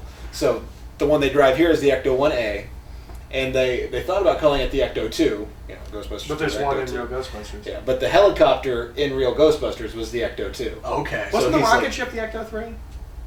I don't recall. I thought the rocket ship. Of course they have a rocket ship. But he's like, we're not going to encroach on what they've already established in Real Ghostbusters. I'm like, but it's not canonical. So That's great. I'm like, why? I mean, I kind of like that he like cares enough to see that stuff. I agree. That's I cool like because how many filmmakers do you get that don't care at all about like The peripheral material. we've sold you all of this material and told you it's important. Once the second movie comes out, screw you guys for paying And that's just giving us money. how much he loves his material. Where he's Yeah. actually looking at the other stuff. I mean, That's I would cool. be really surprised if he wasn't. If even now he wasn't reading Burnham. I bet he does. I bet he would. Yeah, I bet it's too.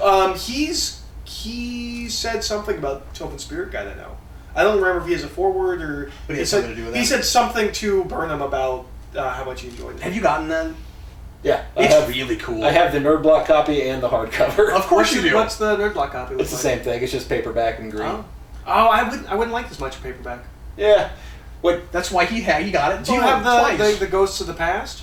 I do. I haven't read it yet, but I have it. You were flipping through it. You said it was fun. It looks really fun. The What I foreword is really by like- Bill Murray's character, which is fun. What I really like about it is that on the cover it shows the authors as those characters, and then when I found it in Barnes and Noble, it was filed that way, as if Like- they like wrote it. as if That's those awesome. fictional characters were real people. That's hilarious. I love that. Yeah. And Vince, there is an audiobook version, except I know how to read. I don't know how to read. Okay. I love that line. So I may So have good. Except I know how to read. just come up with an understanding for this scene that I've never understood before.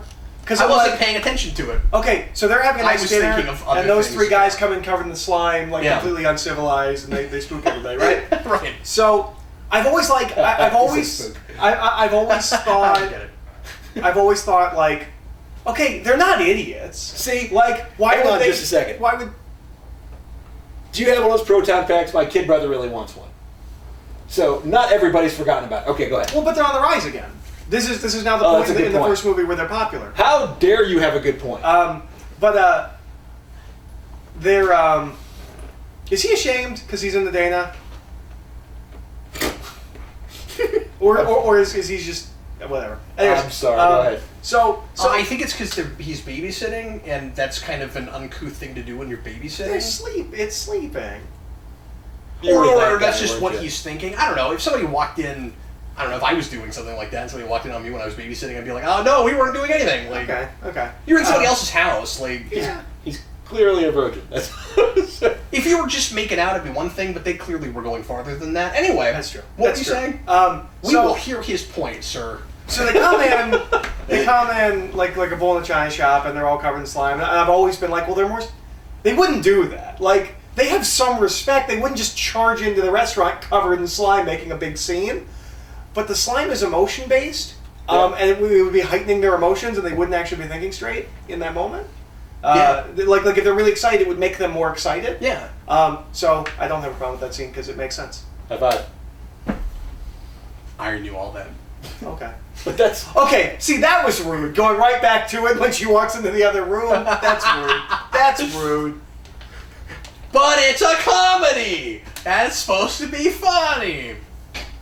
Yeah, so the things can be funny and still rude. I know. And this guy is in Wayne's World. He's great. Not the mayor, but the other guy. oh You yeah. got 2 minutes. Do you remember? I want to say 2 minutes of playtime. Do you remember Every time 5 I years say ago? anything but 3, someone in the comments goes, it's not 5 minutes of playtime, Cap, it's 3 minutes of playtime. And I just, whenever somebody says any amount of minutes, I like to say playtime. That's it. That's all I'm doing. I just like bringing up Bonesaw in everything, okay? That's what I'm doing. If you recall, Mr. Mayor, we had this meeting 5 years ago after we went through about the same events that got us to Remember this all that point? legal stuff you put on us after that? We totally should have brought that up. Yeah. You should probably this time have a different reaction. Okay, see, this is the thing, is we're getting this big explanation for all the slime.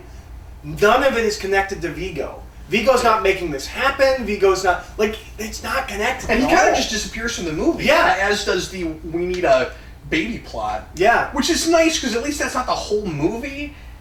I'm willing to bet. I'm willing to bet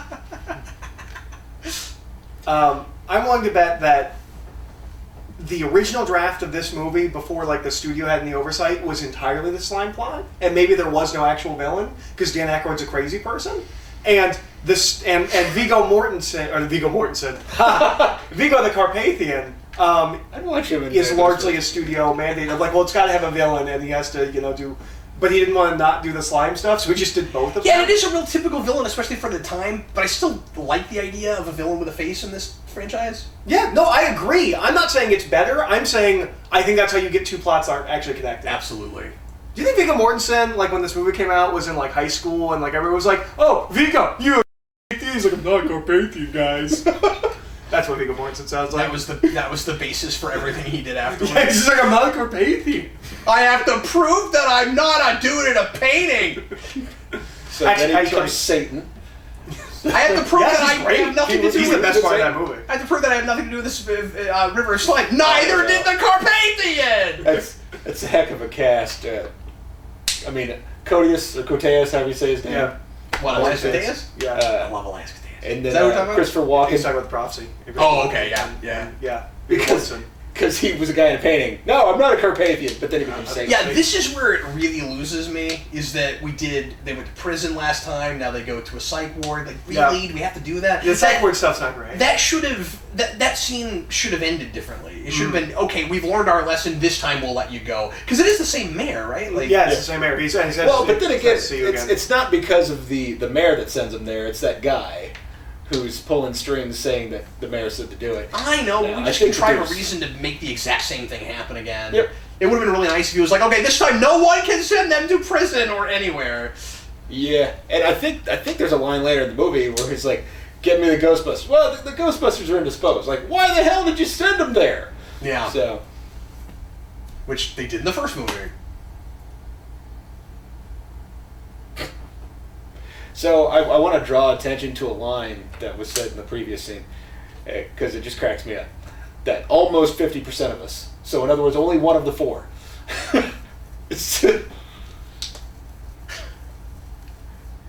He has such weird shaped That's lips. really creepy, and you should be bothered by the implications of that.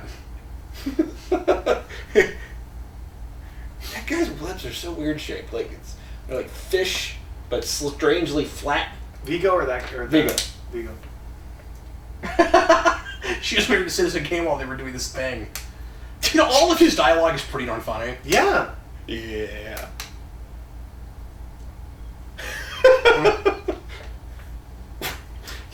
In some There's a whole ways, season of a sitcom in this movie. a somewhere. season of evil in a sitcom. Ah, a season, yeah, right. Yes. You know, it's So strange. would you just call it Evil and then you would watch a season of Evil, or do you have to call it Or is Season of Evil? each So it's season a different season of something? Like Season of It's a- Evil, well, it's different Season of season of Shame, evil. Yeah. Season of Carpathia. Season of Indifference. Wait, that sounds weird. So it's That's kind of how I feel about this movie. is Lewis kind of like opposite everyone else in this movie and a little bit more reined in this movie? Is he Yeah. almost more of a human being in this movie? I don't want to go that He has far. interests. He knows things about movies. Like I think you got a point. he's not in the first one. He's a cartoon character. Yeah. In the first one, he was kind of just sleazing over Dana Barrett. It's almost like if they took him as far as they took some other characters, he would be unbearable. Yeah, but it almost seems like they reined him in and they let the rest of the movie go a little bit bigger. See, I want a Janosz figure, and then I also want this Janosz figure. I have a friend who Is there not a Janosz figure? No. Wow, Not that I that's don't think so. surprising.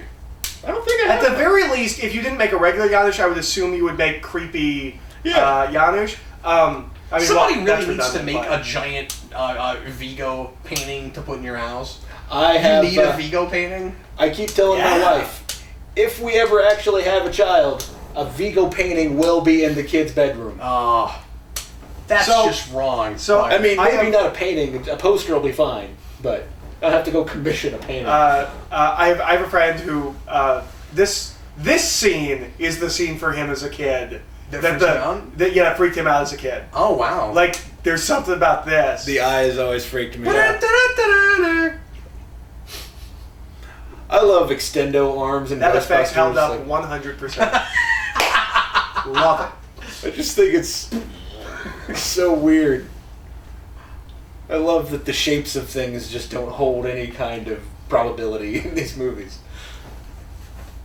So, he looked like a ghost, but Janusz, was he astral projecting? What exactly was going on there? He's been imbibed with powers by Vigo the Carpathian, the last Which gives him ghost powers? Like that. That's Bill Murray's brother. It looks just like him. Yeah. Except older. Yep. He's also in Wayne's World. Yeah. And he's also in the video game. Is he in the video game? Mm-hmm. Oh, that's cool. I can't remember what his name is, but it's That's nuts. He looks just. I mean, he it's looks something like Murray. he looks like Bill Murray put on some prosthetics and a mustache. Like Yeah, like even Vic and I don't look that much alike. He's also the boss in Christmas Vacation. he actually looks less like him as you get closer to his face, but far away. Yeah. Well, that's interesting. I'm The glad you brow brought that up. I line didn't is know that. so similar. I don't remember what his name is. It's something Murray. No, gonna the find Janusz out. ghost with the baby carriage looks like something out of Dickens. Like Yeah. it looks like a Christmas Carol ghost. Yeah. Which they do in the real Ghostbusters. It's Right. a great episode I watched every Christmas. Well, every Christmas season. Yeah, I watched it a couple of years ago. It didn't make any sense. No, it makes no sense. Brian And there were Doyle episodes Murray. of that. I'm sorry, what's his name? Brian Doyle Murray. Brian Doyle Murray. But there are episodes of that show that do make sense. Mhm. And I assume the whole show was like that. That episode makes no sense. No, but I still love it. I love the premise, even though I don't know I don't know what makes them time travel. That's I what really makes like sense. the one where they're making a Ghostbusters movie and they accidentally pick up the prop proton packs. Yes. Huh. I didn't realize that Bill Murray had so many brothers. I Well, also this is really creepy. like, Why did this Call- not bother Call- me as a kid? Call Collect. Why don't I remember this from when I was a kid? I mean, I'm suddenly kind of remembering it now, but that didn't stick with me like the bathtub scene. I guess it's too big. I just can't get my mind around it. Like Joel Murray is Because also because in it. even as a kid, you had like this thing where you How were many siblings like, does he have? 5. Wow. Well, 5 brothers anyway. Wow. Like Joel Murray was apparently in God Bless America. really Yeah. the Yeah. Tom, main dude. the Bobcat Goldthwait film. Yeah. Wait, is he the main guy? Yeah. That guy's related to Bill Murray? Yeah. It's his brother. That's nuts. He's he voices in Monsters University. He voices the one who's like an older guy who's going back to college. Yeah. That's Bill Murray's brother. Oh, interesting. Wait. Yeah, the Joel Minnesota, Murray the or Brian Minnesota Doyle? guy. The one that was in God Bless America. Oh, okay. Yeah, Joel Murray. Joel Yeah. Murray. Yeah, the guy from Minnesota. Yeah. I didn't know it's those probably guys- offensive, but I love funny accents. I don't care. Doesn't that sound nice? No. You don't want to be the mother of the ruler of the world? No. He's kind of doing a little bit of a Lugosi, isn't he? Like just accent-wise, not like acting-wise. Oh, but, yeah, like, he's doing a definitely. Lugosi. Well, I was going to say earlier that it's definitely like this, what was I gonna say? Like he's from Transylvania. It's like kind of a pseudo Transylvania accent. But it's not as broad as like people usually do. It's like not like I want to suck you, blah blah blah. It's not like that. It's it's the children of the night. What I love that stuff they make. But he does the W's instead of V's, and it's not specifically Russian. Mm-hmm. That's what makes it sound more Transylvanian. Mm-hmm. So this is the all of the ghosts escape scene. Yep, you gotta have that. That's cool. That is cool. that ghost is so cool. I believe that was made with the Mattel figures too. Oh, cool. He's also probably in Tobin Spirit Guide. I don't know. I think love everything was to have this coat. No, he talks about why? Oh yeah, I forgot about this. Oh my god, that's mortifying. No, yeah, they should make terrifying. that. And I love when it runs away. And stuff just cracks me up. They're just flapping it. I also like that the ghosts don't all look the same.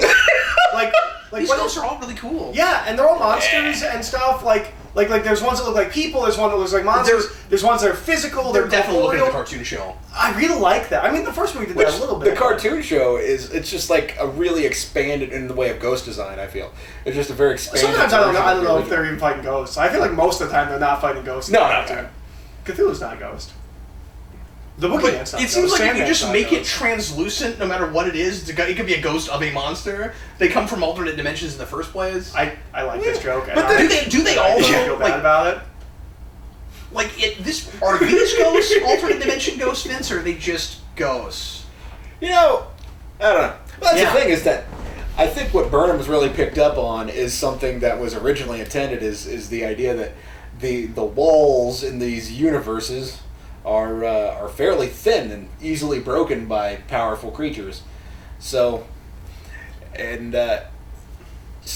I guess I've always It's looked at it, pandemonium! like if they look like people, they're probably ghosts. Mm. I mean, they're ghosts of dead people. But if they don't look like people, they're probably not the ghosts of dead people, but they are still spectral entities. Mm. So, And they're probably the ghosts of creatures from other dimensions, right? yeah. Or the places like I always thought it'd be cool to do a Ghostbusters story about like alien ghosts. Like you go to a planet and then you find ghosts on that planet. Yeah. Like even the idea, or ghosts of Mars. Yeah. or ghosts of like aliens that came here. Yeah. Like crop dusting, crop dusting, crop circle aliens. Wouldn't that be a We're really speaking cool way? Dan Aykroyd's language right now. Wouldn't that be a really cool way to do like Area 51? Is if like there were aliens but they died and like we never did anything with it, and then we meet the ghosts of those aliens, where it's like, well, yeah, we used to deal with aliens, but they all died, but they come back as ghosts. I think Of course, yeah. you almost subvert the Area 51. And then, like, What the whole Ghost of thing Mars is- is? I never saw Ghosts of Mars. I've never I'm seen not it. saying it's great. It's an Ice Cube movie where there's like they're on Mars and they. It's also John Carpenter remaking a song for Precinct 13. Oh, is it really? Yeah, if that's the one. There were 3 Mars movies. One of them's Ghosts of Mars. One of them's Red Planet. One of them's Are they the one that's a connected? remake of The Abyss, but on Mars. So- So I saw the remake of The Abyss on Mars. And I didn't see the other two. Just so we're very clear, I've But seen they're a not lot of connected, trash right? television. Just really awful. But I'm pretty sure that's junk. John Carpenter's last film. Until Look, you're welcome to watch whatever you want to, Vince. I mean, I know you have no brain cells left. Yeah. See, when I You was did it growing with up, crappy TV. I did it with Splendor. You can do whatever you want to do. It's totally cool. It's unfortunate because if he'd gone off on John Carpenter's Vampires, if that had been his last movie, it would have been great. it was a pretty good movie. It's a pretty good movie. Daniel Baldwin was solid. And so was James Woods. James Woods is I great. never saw that. It's fun. Imagine like Rockstar Vampire Hunters, just like Vince, driving around. I like that song too. I feel like I know this, but from a different movie. This was made for this movie, if memory serves. Yeah. But I feel like I know it from something else. I don't know if it ever came back anything else. We'd have to look that up. But this song. Come here, Internet. Okay, I'm here. No, you know what it is? There was a Backstreet Boys song that sounds exactly like That's this. gotta be. I was gonna say. It Rip off. can't have been this song in another movie. Yep, no, there's a Backstreet Boys See? song that sounds exactly like that. Yep, that's what that is. Jello mold. This to me is what this period sounded like. Come on, there's always room for Jello. Yeah. that's pretty funny. Around the art building. Just musically? Yeah, it's kind of funny that they do literally marshmallows in the first movie, and then they do something that looks like food but is not food. Oh, I never thought about that, but the Jello line, that's probably an intentional. Yeah. thing. I never thought about that. Yeah, Bobby Brown made stuff just for this movie. Yeah, I thought this had its own soundtrack, like Prince, with Batman. Like, you know what? I love the soundtrack to this movie. I'm not a big fan of the soundtrack to the first movie. Really? Yeah, because there's stuff like Air Supply, and it's just... I like all that stuff. And some of that stuff, like there's that one song that, like when the ghosts are escaping from the top. I love of the that bed. song. Well, it's just that section though. The rest of it is boring as heck. I go back really? and listen to it. It's not a good song. Oh, it's just that part. Yeah. And when you get to that part, it's like they've made a really sappy, nerdy song. Yeah. And then they get to that part, and the drums kick in, and the synth kicks in, and you go, "Wow, this is getting cool." And then it goes back to the nerdy song. But it's just like this is shoved in the they middle. only played like the bridge in the movie. It's not even the main hook of that song. Interesting. Which I don't understand why. Like, the Ghostbusters characters are in the video for "On Our Own," which is the song we just heard from Bobby Brown. Yeah. So, well, Ghostbusters character actors. So, one of the things that we do, well, I guess we're not there yet, but spoilers. Get him! Spoilers. So one of the things we do is instead of doing a big monster, we have a big monster work for us. Right. That's how we subvert that? Yeah. Except we still have giant, what looks sort of like food. Which is weird. And we put it in a toaster, I'm just saying. Because I want to know what you do for a third movie. If first movie you fight it, second movie you team up with it, what do you do for a third movie? And when we did our pitches, we both made sure to have something giant at the end. There has to be something giant at the end. That's what makes a Ghostbusters movie, I guess. You know what they should have done at the very, very, very beginning of this movie? Is so before 5 years later. Yeah, before 5 years later. I know that's funny, but I'm being serious. But you weren't going to say that. But, so right before 5 years later... I know these guys well, so I can just read their minds all the time. It should have, like, been the explosion on the tower, and then goes panning down, and, like, even some dialogue's playing over the top of it from the first movie, and you see, like, this portal or this slime is coming from the destruction of the portal. Yeah! And then you have the setup for this movie. Sure. Yeah. And then that stuff makes sense. So, if you just make stuff up, it all makes sense. Yeah. Yeah, exactly. That's really what happened. So if you just put it in the movie... What people like to call headcanon. Yeah, see? But there's no reason, I mean, you're just being sloppy by not thinking of something. Yeah, well, I'm not saying that it's a good movie because I thought of something that made it work. I'm saying... Right, but it makes it worse because where is it? Yeah. It's that easy. I mean, here's the thing. This movie has a lot of problems. I still really like this movie. I think I'd say this is a good movie. But It's Vince, not a great even if you movie. didn't have First that movie's a before great it- movie, and that's the problem. It would be really easy to have like 2 lines of expository dialogue from Egon, who's done research and figured this out. Like even if you can't film anything more to put at the beginning, if you realize, oh, there's this big plot hole, it's really easy to fix that. Yeah, but I feel like most people have never noticed that the slime and Vigo don't actually connect. Oh, okay. They're not actually connected plot-wise. Okay, but when you're making this movie, I don't know how you don't notice it while you're putting it together. That's true. I had that with a lot of things, but Occasionally, I watch a movie and I go, I wish that somebody who was writing, or like anybody from the making of the movie, took the script and said, instead of sending this to somebody completely different, and I have one of those. like sit down and say, what function? You have a Statue of Liberty? No, that's the NES Advantage. Like somebody should have sat down and said, okay, here's all the people who have worked on the script. Why does this make sense? Why does it not make sense? Like, how hard is that? Yeah, see, not just Jackie somebody, Wilson. just somebody disconnected from it, just to look at it with a fresh pair of eyes. That's not from the studio. But that's a lot of what they do, though. They just send it out to whatever writers they have, and then they have like 3 or 4 people write a script. Okay, so you know what bugs me about this scene? This is not what the mood slime has done the whole rest of the movie. What do you mean? I mean, before it just like shook around and stuff, and now it like makes the Statue of Liberty But it's walk way like more a of it. person. We've never seen this month. We've never. I know, seen but this it all month. works in tandem and makes it walk. But they're controlling it. They've done something right. It's a slightly different scenario than what we've seen before. I don't buy I get that but you can control a Statue of Liberty with a joystick and 2 buttons. Yeah. But how do they know that it's going to work such that they can that like the statue will have joints and it can walk and well, that's the thing that was always weird to me about it. But it's magic. This is a case where I will give it to it because it's magic. I always thought it was super weird, but that was the exact line of thought I had. I like necessarily have a problem. Egon's outfit. Oh, interesting. I always thought that he was a surrogate Egon, and this scene proved it. Oh, is that? That's what she sees in him. Mm-hmm. He's like lame Egon. So she's like, you're an intellectual, and she's just convincing herself of it. Oh, that makes so much sense. Yeah, but then there should have been something about her still kind of being into Egon. Well, why wouldn't you? Just look at it. I'm sorry. Especially because it's been 5 years, Vince. That's right. She's still holding. Since we the thought flame. about any of this, if we haven't watched it on home video, when VHSs were like $30, and I mean that's a major thing to consider.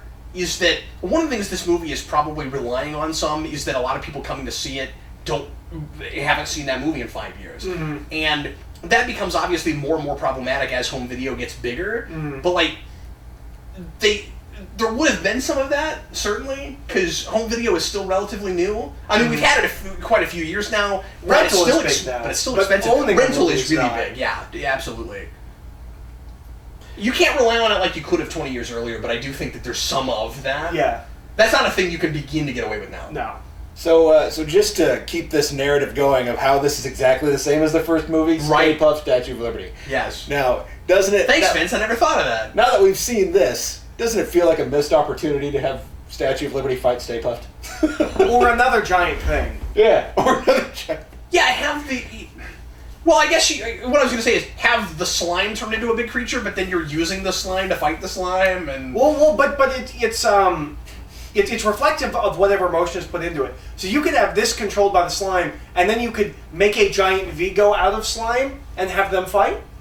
Now we're just getting really which would be, Godzilla-esque. Well, yeah, but Or they went Ivan to the Ooze giant before place. Ivan Ooze. Yeah. And the same color, might I add. And also Ooze.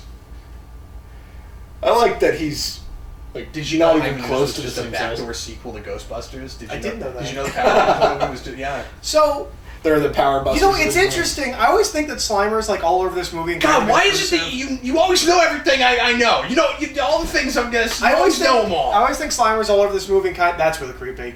Ah! Yeah. Ah! I like that slightly off, like it's not lined up with the baby's face, like it's a little off. That's funny. But I always think that Slimer's kind of all over this movie and a little intrusive because the TV show had come out, and I think by this point we're even at Slimer and the real Ghostbusters, and we must sell Slimer and all of that. Why didn't she do that before? Pick up the baby and run. He's not really in this movie that much, yeah. Well, because No, you're just annoyed because he's in here at all. No, I don't mind that he's in here at all. what, me? No, I always think of him being in this movie more than he is. Thanks for being here, Vince. Really appreciate it, buddy. Yeah. Like, I always thought it was weird that they sold some of this stuff on Slimer. Well, no, I'd take that back. I was not alive when the first movie came out, so I wasn't allowed in the second movie. I was just becoming alive. so You're like buzzing flies to him. Does he really think it's going to work when the Statue of Liberty's coming down and he's like, go away! just Get love out this of the way! Get out of here! That was a little more Schwarzenegger, I think. While you're at it, hit the Get out of candlestick. here! If you see a group of candles, you should always hose them. That's all I'm saying. Yeah. They're not there for a good reason. Yeah, and that scene where he's like, "Can I have the woman?" I was waiting for him to like trip and fall on the candles. Because he is uncoordinated in that scene. Like, there's precedent for it. Yeah, isn't he hilarious? I don't know. I get why he annoys people. Yeah. So, the obligatory something has to grab Dana scene. Right, because it's like Alien. Or the first movie, even worth it. Or the first movie. But it's at a different point, so see, it's different. Oh. That's true. That's And totally... there's no nudity this time, so it's not as... Am I not as reading engaging. too far into it by saying That looked kind of alienating. it's a black hose, and so they're maybe thinking Alien? Yeah, and it came out of a vent. Yeah. It's kind of alien. It looks a little alien. And Vince, I don't know if you know this, but Sorority Weaver is an alien. I don't know if you know that. She's actually in all 4 aliens. Did you know that? I had no idea. All 4? There's more than that now. Well, yeah. There are now 5 alien films. That's right. You get back in that painting. Well, good job, Ray. Way to take the initiative. Well, because he had to have some kind of speech at the first one. So there is... Right. So So nothing his comes speech was of this Rey getting psychically whatevered, right? Do we do something with that? What do you mean? What do you mean? Well, like earlier, like he was staring at the painting and it kind of was like getting in his head, and then when he was staring at the painting in the picture in the room, it was getting in his head. It does not come back in the movie. I know Burnham does stuff with it, and that's cool, but I guess I thought that the idea was that he needs some kind of like young impressionable soul to fully become a living creature again. Yeah. And then so instead he latches on to Rey, which is the next best thing because he's a little I innocent. don't know if they're making that clear enough. I never picked up on that. no, he's putting like the But it makes sense that they would do that because, of course, he's the one that comes up with Stay Puft, so of course he's still got that childlike innocence. he's putting the mind whammy on Rey, but I don't think he's trying to get in Rey's head like he is the baby, because I assume the baby thing is he'll live a full life. But right now he's corporeal, so I don't know what he needs the baby for. That's a good question. Yeah. Like why, if you needed the Why does baby he to need come him in now? Yeah. But then again, I guess they showed him kind of like wafting. He wasn't a full creature. Yeah. Maybe he's just barely holding it together. You know, when Rey has his speech, you know what I would have written in that scene? Get him!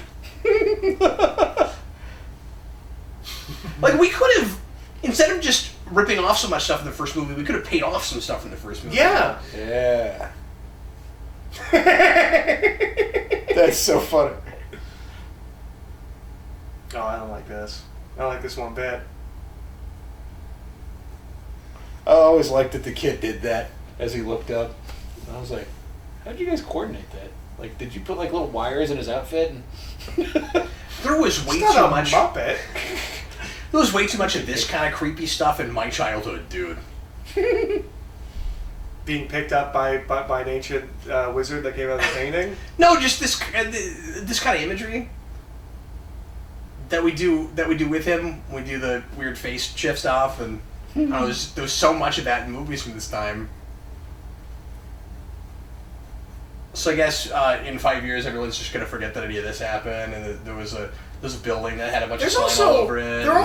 I like the idea with the slime of like a message of like psychic positivity, and like if we were all nicer to each other, if we were all better, like the universe would react and like it would feed back. That's a really good point. There's a really interesting thing there. and they even See mentioned this. There's too much of that stuff in my I childhood. could probably do that on a computer. Not this Oh one. my god. That Oh, is that what it really looks like? I was very scarred as a child with things like this. Yeah. Oh, yeah. Wait, Yeah, 'cause- there is something going on right there. Because we had that. Oh yeah, I forgot about this whole thing. Okay. Yeah. In this shot right here, Ray looks identical to how he's drawn in the Berman comics. That's a good point. I forgot that was the line there. Yeah. It's so funny. Hi, Ray and Vigo.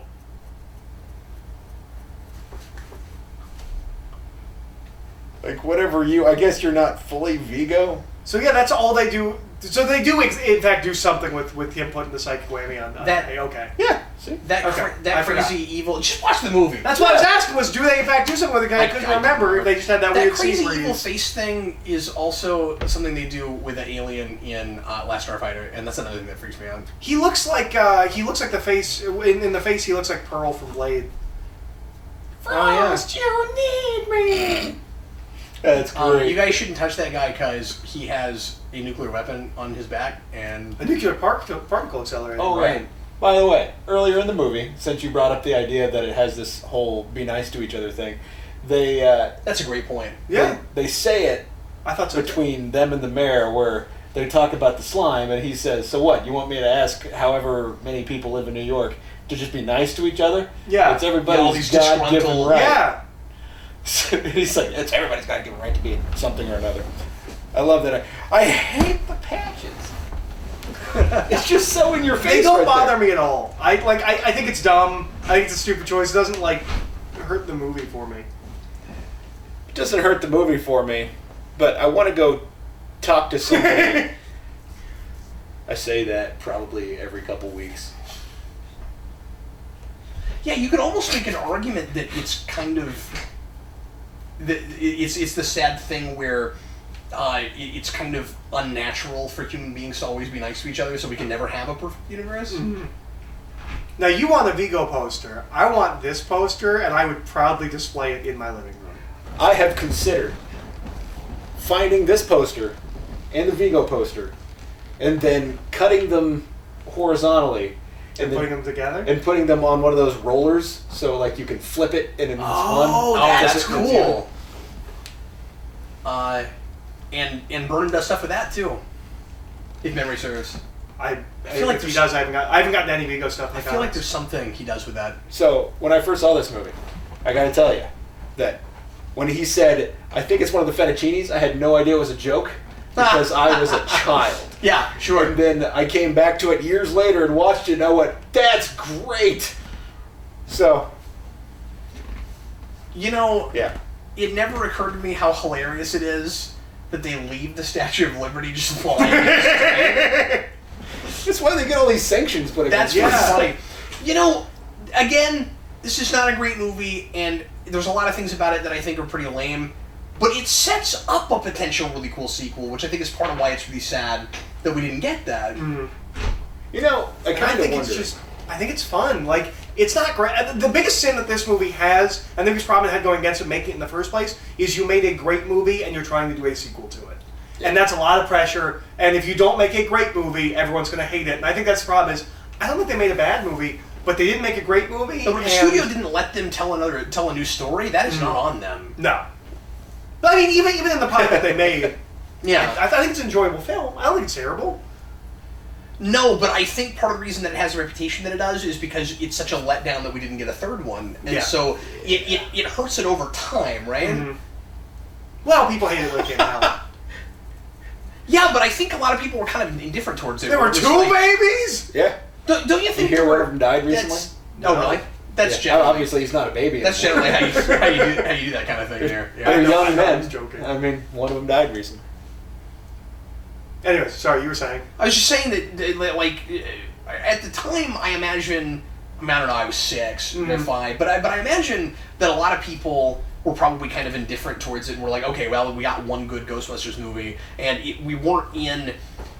With a lot of these kinds of franchises where we weren't a massive sequel land where you necessarily expected that it would keep going necessarily. I think as Everything time went wasn't a on... franchise. I think as time went on, people just wanted another one more and more, partly because Aykroyd kept talking about it, and partly because it would have been nice to, to get something superior to this and kind of watch her. I guess they got to put back up somehow. Just wanted to. Well, I wish they'd left it. I really wish they'd left it. Well, they It would've got, been so they much got to walk funnier. over there. They used the slime or whatever. They Oh, okay. control it. I mean, Well, they could have shown us that. That would have been great. maybe Well, like it's just that. evident that they put it back, right? So. But yeah, It would've I been think fun that to is part of see. the reason why people wanted the third one. Is We would have because- remembered this more fondly if we got a better sequel. Yeah, I think so too. I mean, if it was just as bad, yeah, then it would be, which and there's indications it might have been. yeah, sure. But Who knows? But also, there's a million times it might have been made in. And I mean, that video game is supposed to be like the third movie, right? Like whatever Yeah, sorta. they plan to do for the third movie, that's kind of what the plot they used for the video game. Yes. Except that it probably wouldn't have relied so much on nostalgia, I wouldn't think. Okay. It I probably never would have gone did back that and pretty hard. redone so I never many played scenes the and video stuff. game. I always meant to, but I just didn't. It plays the greatest hits, most certainly, Okay. but it does a lot of new stuff too. We can play through it at some point. I mean, it's a lot of fun. It's a good game. That's what's fun about It's a little that. tedious in places, I'd say, but Yeah, I don't know. I just can't. Yeah, help it. I love it. of course. But when Well, there's places I got lost and stuck and stuff. And Yeah, the Oh, cemetery was yeah. kind of a pain in the butt. there's some underground stuff that But- was kind of tough to figure out. where I was But supposed to when go. I shoot ghosts, do for no reason balls just shoot all over? No, the place? that does not happen. Well, that's not really. A Do you know Ghostbusters about game. this? Oh yeah, I played it. It's a You big played practice. Yeah. Yeah. Why? Why the balls? See, I saw that game and I was like, heck yeah, I'm gonna go play it. And then when the ball started shooting, I thought, what? What does this have to do with anything? Like, And it it's doesn't just a make any pressurized difference, screen or it something doesn't- like it. That's what. I don't know. No. It doesn't have any impact on the game. And why is the Luigi's Mansion arcade game a better Ghostbusters game than the Ghostbusters I didn't game? get to play that one. I've not played the arcade. Oh, you game. should. It's great. You It's know a better Ghostbusters game. Sometimes these surrogate games are good enough for me. You Like, have to trap the ghost and suck him in. It's a Ghostbusters Do you have the game. Ghostbusters board game? Have you played that? Yes, I have. Is it It's good. It's there's Really? a whole lot of rules. Is it worth That's getting? what I 'Cause- heard, is that there's a lot of Yeah, rules. okay. It's Because, like, I just couldn't bring spending $50 or $80 on it without knowing if it was any good. like what's interesting about it is you can play it by yourself. So Oh, that's pretty cool. So you have 4 Ghostbusters, and the rules are that if you have 4 people, one person controls each Ghostbuster. Yeah. If you have less than 4 people, then somebody has to control multiple Ghostbusters. Oh, or you just don't use Winston like the movie. Do you have it? I do. Could you bring it over at some point? Yeah, we can play it. Or Oh, would it that's just take too long for us to figure out how to play it? Since I'll have to re-figure out how to play it, but I can teach you guys how to play it. I would really like to sample it. Did It's you know fun. there's a Ghostbusters role-playing game? Because it went on sale and I keep wanting to get it, but I didn't know if it was worth. But I would love to play that. That's built around the idea of the franchise Ghostbuster, and it's like you guys open a Ghostbusters franchise. Mm-hmm. That's awesome. Yeah. Heck, what was it called? Have you played that Ghostbusters yet? International or something like that? No, it's before that. No, that's the I've game. not played it, but I've listened to a like Let's Play podcast where I listen to people play it. It sounds fun. We've My also brother talking has about doing more role playing games and stuff Yeah, too. yeah. My brother just happened upon it, and I was like, "You lucky mother!" And I don't know if it's good or not. We've You never can get played all that it. stuff online. Most of that stuff. That's- Oh, this is great. We never do this. Plus 200 other artists and technicians at ILM, and we don't feel the need to list all of them. man. So like, oh my god! Boom! Outside is a storm. He does that. Just ignore him. But yeah, I like Don't this ignore it, movie. it's hilarious. I don't understand the hate. It's not as good as the first one. It's a good movie. I like it. We get it. It's an okay Ray Parker movie, I like Jr. did everything to do with Ghostbusters. Wait a second. But there was no. I would think by the time this movie came out, there would be some kind of credit where it's like, Yeah. and special thanks to Huey Lewis. Huey Lewis, yeah. Because he Oh, won there you that. go. That's who performed it. Gary Jackson. Well, it's performed by Howard Huntsberry. Groove specialist. Danny Elfman did Flesh I and didn't know Blood. Elfman did. Oh, because he was doing Oingo Boingos then. Oh. Interesting. We were back at a dinosaur store, Elf. Every time. Every time. Every time. And you can always tell if someone is, if you weren't sure, but someone is way, way younger than you. When you're like, we're back at, what are you talking about? I still have that thought. One day I blew my mom's mind with when I told her that Danny Sorry, can I say, Elfman was. for this period, really long credits. Yeah. But I told her And Danny Elfman 200 was other artists. that Danny 200 Elfman was other actors. Oingo Boingo. She's like, what? Yeah, I didn't know that either. Yep. Brownstone boy. Boy! Catherine Reitman, girl with Are puff. there 2 F's in bailiff? Is that spelled correctly? So that must have been Reitman's daughter, yeah? Yeah, that's what I'm guessing. Cheech Marin. Yep. So Ghostbusters 2 is now officially And there's Brian the only Murray. Cheech Marin movie I own. You don't own Up in Smoke? Dust Till Dawn. No, I don't. Oh. Do you not own Eddie Rodriguez films? Because he's in a bunch of those. Nope, I don't. Cool. Because he's in the Desperado and Once Upon a Time in Mexico. I'm not a Rodriguez fan. I'm not a Desperado, Once Upon a Time in Mexico, and Sin City. Tarantino. I have this weird relationship because I like Tarantino, but I don't like a lot of Tarantino. Like I don't And Vince is love kind of him anti-Sin like City. I don't know if you know that. Yeah, no. Well, he hates Frank Miller because whatever. because he's tasteless and he. Not as Daredevil. It's all about bravado. He doesn't care about sense. It's just I don't agree with Except that. for his Daredevil. yeah. Well, his Daredevil's interesting. It's good. I feel like post Daredevil he starts to kind of go crazy. I mean, Some of the kind stuff but that not you really. can say is crazy is between his Daredevil runs. Yeah, because Ronan's before Born Again and Dark Knight Returns the same time as Born Again. Same year. Well, Dark Knight Returns is good. Yeah. It's great. Yeah. It's one of the greatest comic books ever written. I think year one's better, but I hear a lot of people say that. I just don't have it. I think year one's boring. well, that's because I always used to have that opinion. That's It's been a good while since I've read something. either, so I don't feel like winging it. Well, on this. and having reread Gotham Central and reappraising that and liking it a lot more, I think I might actually like year one more Yeah. reading it now. But Ghostbusters. Well, anyway, any final thoughts, gentlemen? I like this movie. I legitimately don't understand the hate. I don't get it. I get the complaints and I share them too, but it's not unwatchable. I feel like a lot of people got an opinion when this movie came out and have kept that opinion. You think that's and what haven't it reassessed the film. That's really what it's not as bad as I think people think it is. I think it's a watchable movie. I think it's an enjoyable movie. I think that's fair. And Vince is like me with some Star Trek things where I just can't be objective anyway. So there's no reason to listen to Vince's opinion because he is Ghostbusters. So I that was Joe. thought this was an interesting movie. I was just I was in suspense. I had no idea what was going to happen. I'm glad I finally said that once. Hey, So well, those but comic books make way more sense now. When you keep talking about that Vigo guy. Given your giant Ghostbusters, this is the reason that it's been so long since Vince has been on a video proper, and I was just like, you have this giant Ghostbusters. You're like, I don't know how you've never seen Ghostbusters 2. But we just thought we'd better invite him over and watch it with him. No idea. So I'm sorry you had to watch it while we talked over, but some of your insights sounded like you've seen it before, and I just wondered about I'm that. just a very intuitive guy. Yeah. I wish they would sell it in a 2-pack, so I could get the first one and the second one. Yeah. I thought that too, so I called them. And they package it for you? Yeah, and I'm the only one with one of these. That's amazing. Yeah, it's really cool. Hey, be careful with it, okay? Because it's the only one of its That's kind. funny because it looks exactly like the one I have, but mine only says 1.